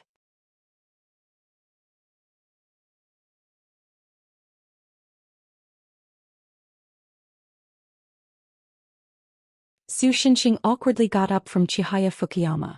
The latter had directly fainted when Su Shinxing headbutted him in the chest when he lost his balance. Fortunately, Chihaya Fukuyama's divinity still worked even though he had fainted. That was too exciting. Qin Xingyan stood up with his hand on the door handle. From his dazed expression, it seemed that he was still dizzy. I'll just stay on Earth and play with flying swords in the future. Trans-dimensional trains and whatnot don't seem to fit my style as a cultivator. It's not a world fragment. Emoli poked his head out of the window. After looking around, he shrank back and said to Su Shinxing, "It's a spaceship." Nonsense, there were all kinds of emergency lights and air valves outside. One look and you could tell that they weren't natural products. Su Shinxing rubbed his temples. In short, Jiang Yu's head seemed to have plunged into a strange man-made object that looked like a spaceship. To put it in simpler terms, the situation seemed to have become more troublesome again.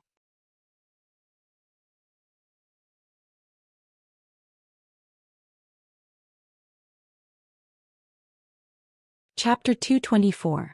Su Shinxing scratched his head and planned to let Jiang Yu drive the train out of this place, but when he turned around he found that the girl had disappeared. It seemed that before Jiang Yu could appear again he would have to wait for quite some time. What should we do now? Qin Xingyan hugged the unconscious Chihaya Fukuyama and asked Su Shinxing. In short, it seems that we can only look at the spatial structure of this place. Su Shinxing thought for a moment, then stretched out his right hand and tried to summon the holy sword Rolander. If he could summon the holy sword, then all he had to do was to let Emoli try to locate Sakura Apartments, then use teleportation physics, and everyone could return to Earth. Although this would affect the stability of the space where Earth was located, it was still within the realm of self-repair. However, before the holy sword appeared, the space let out a sound like glass shattering. Well, he sighed with a helpless expression, it seems that the spatial structure is not stable. It was the same as the lattice world. No, this strange world independent of the sea of ether was even more fragile than the lattice world. For example, it was like a soap bubble, it felt like it would burst with just a little bit of force. For this reason, Su Shinxing had no choice but to cancel the summoning of the holy sword. If the space broke, Su Shinxing would be fine. Emoli should be able to survive until Su Shinxing found him. At most he would accidentally destroy a few trillion worlds, mainly depending on when Su Shinxing could find him, but Qin Xingyan and the rest would probably be lost in space. Anyway, let's see what kind of place this is.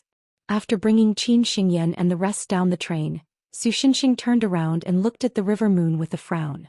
He asked Xingyan A Dream, who was carrying Chihaya Fukuyama, "Is there any way to put the river moon away?" Feels weird to leave it here. As a hero, Su Xinxing used to have spatial equipment, but after he sealed all of Mo Li's magic, he couldn't use any magic items because they would overload and burn in his hands. On the other hand, the storage space that Jasmine had created using her spatial magic was, on the bright side, sometimes ineffective. On the bright side, it was like an extra-dimensional trash bin. The things that were thrown into it could not be retrieved. Su Xinxing had once brought back a small bag of gold coins from Aurovia, intending to use it to improve his life, but it had disappeared just like that. Let me try. Qin Xingyan was a little unsure. But I always feel that the Tao of this place is not quite the same as that of our world. I don't know if my heaven and earth Luopan is still useful. As he spoke, Qin Xingyan took out a cheap handkerchief from his pocket and threw it at River Moon.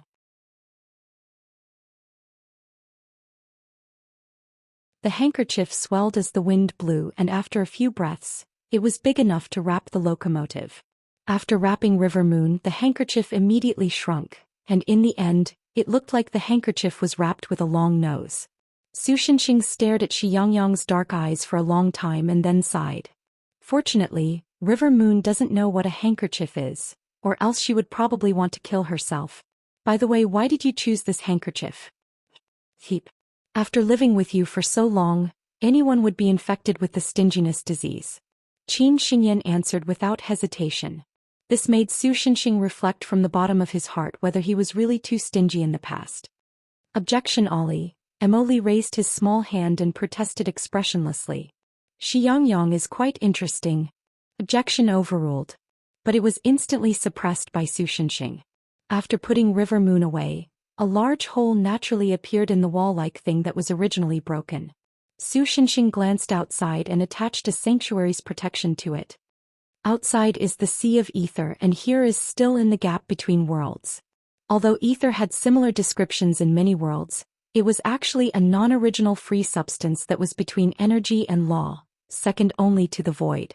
Unless one had a certain degree of dimensional affinity, void resistance, or self-consistent divinity, they would quickly be melted by the ether in the Sea of Ether and become a part of it. So it's worth paying attention to who this spaceship that can exist independently in the Sea of Ether belongs to.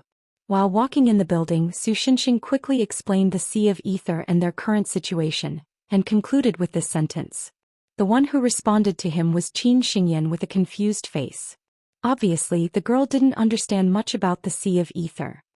It's okay, Su Xinxing comforted her. To put it simply, what we need to do now is to find the owner of this spaceship and ask them to help send us back to Earth. Or if they refuse, beat them up and ask them to send us back. Oh, you should have said that earlier. Why did you have to add a phrase that I've never heard of before? Qin Xingyan nodded to express that it was so easy. Don't mind it, I'm just showing off. This spaceship was clearly a scientific creation, and this made Su Xinxing very surprised. Compared to the mystical side, which was able to make an individual self-consistent, the scientific side relied more on the physical laws of the world it was in. Many times, although it wasn't much weaker than the scientific side in many aspects, and after a certain amount of accumulation, its explosive speed would far surpass the scientific side, but it was far weaker than the scientific side when it came to transmigrating between worlds. For example, the scientific side was like building a spaceship. They built a spaceship that was completely made of Gundam alloy and used to transmigrate between worlds. However, when the spaceship transmigrated to another world, because Gundam alloy didn't exist in the laws of the new world, the entire spaceship's material disintegrated at the atomic level due to the correction force of the world. It disappeared with a whoosh, leaving behind a confused astronaut sitting in the pilot's seat, holding half of the rubber cover of the joystick in his hand, slowly floating in the empty space of the universe.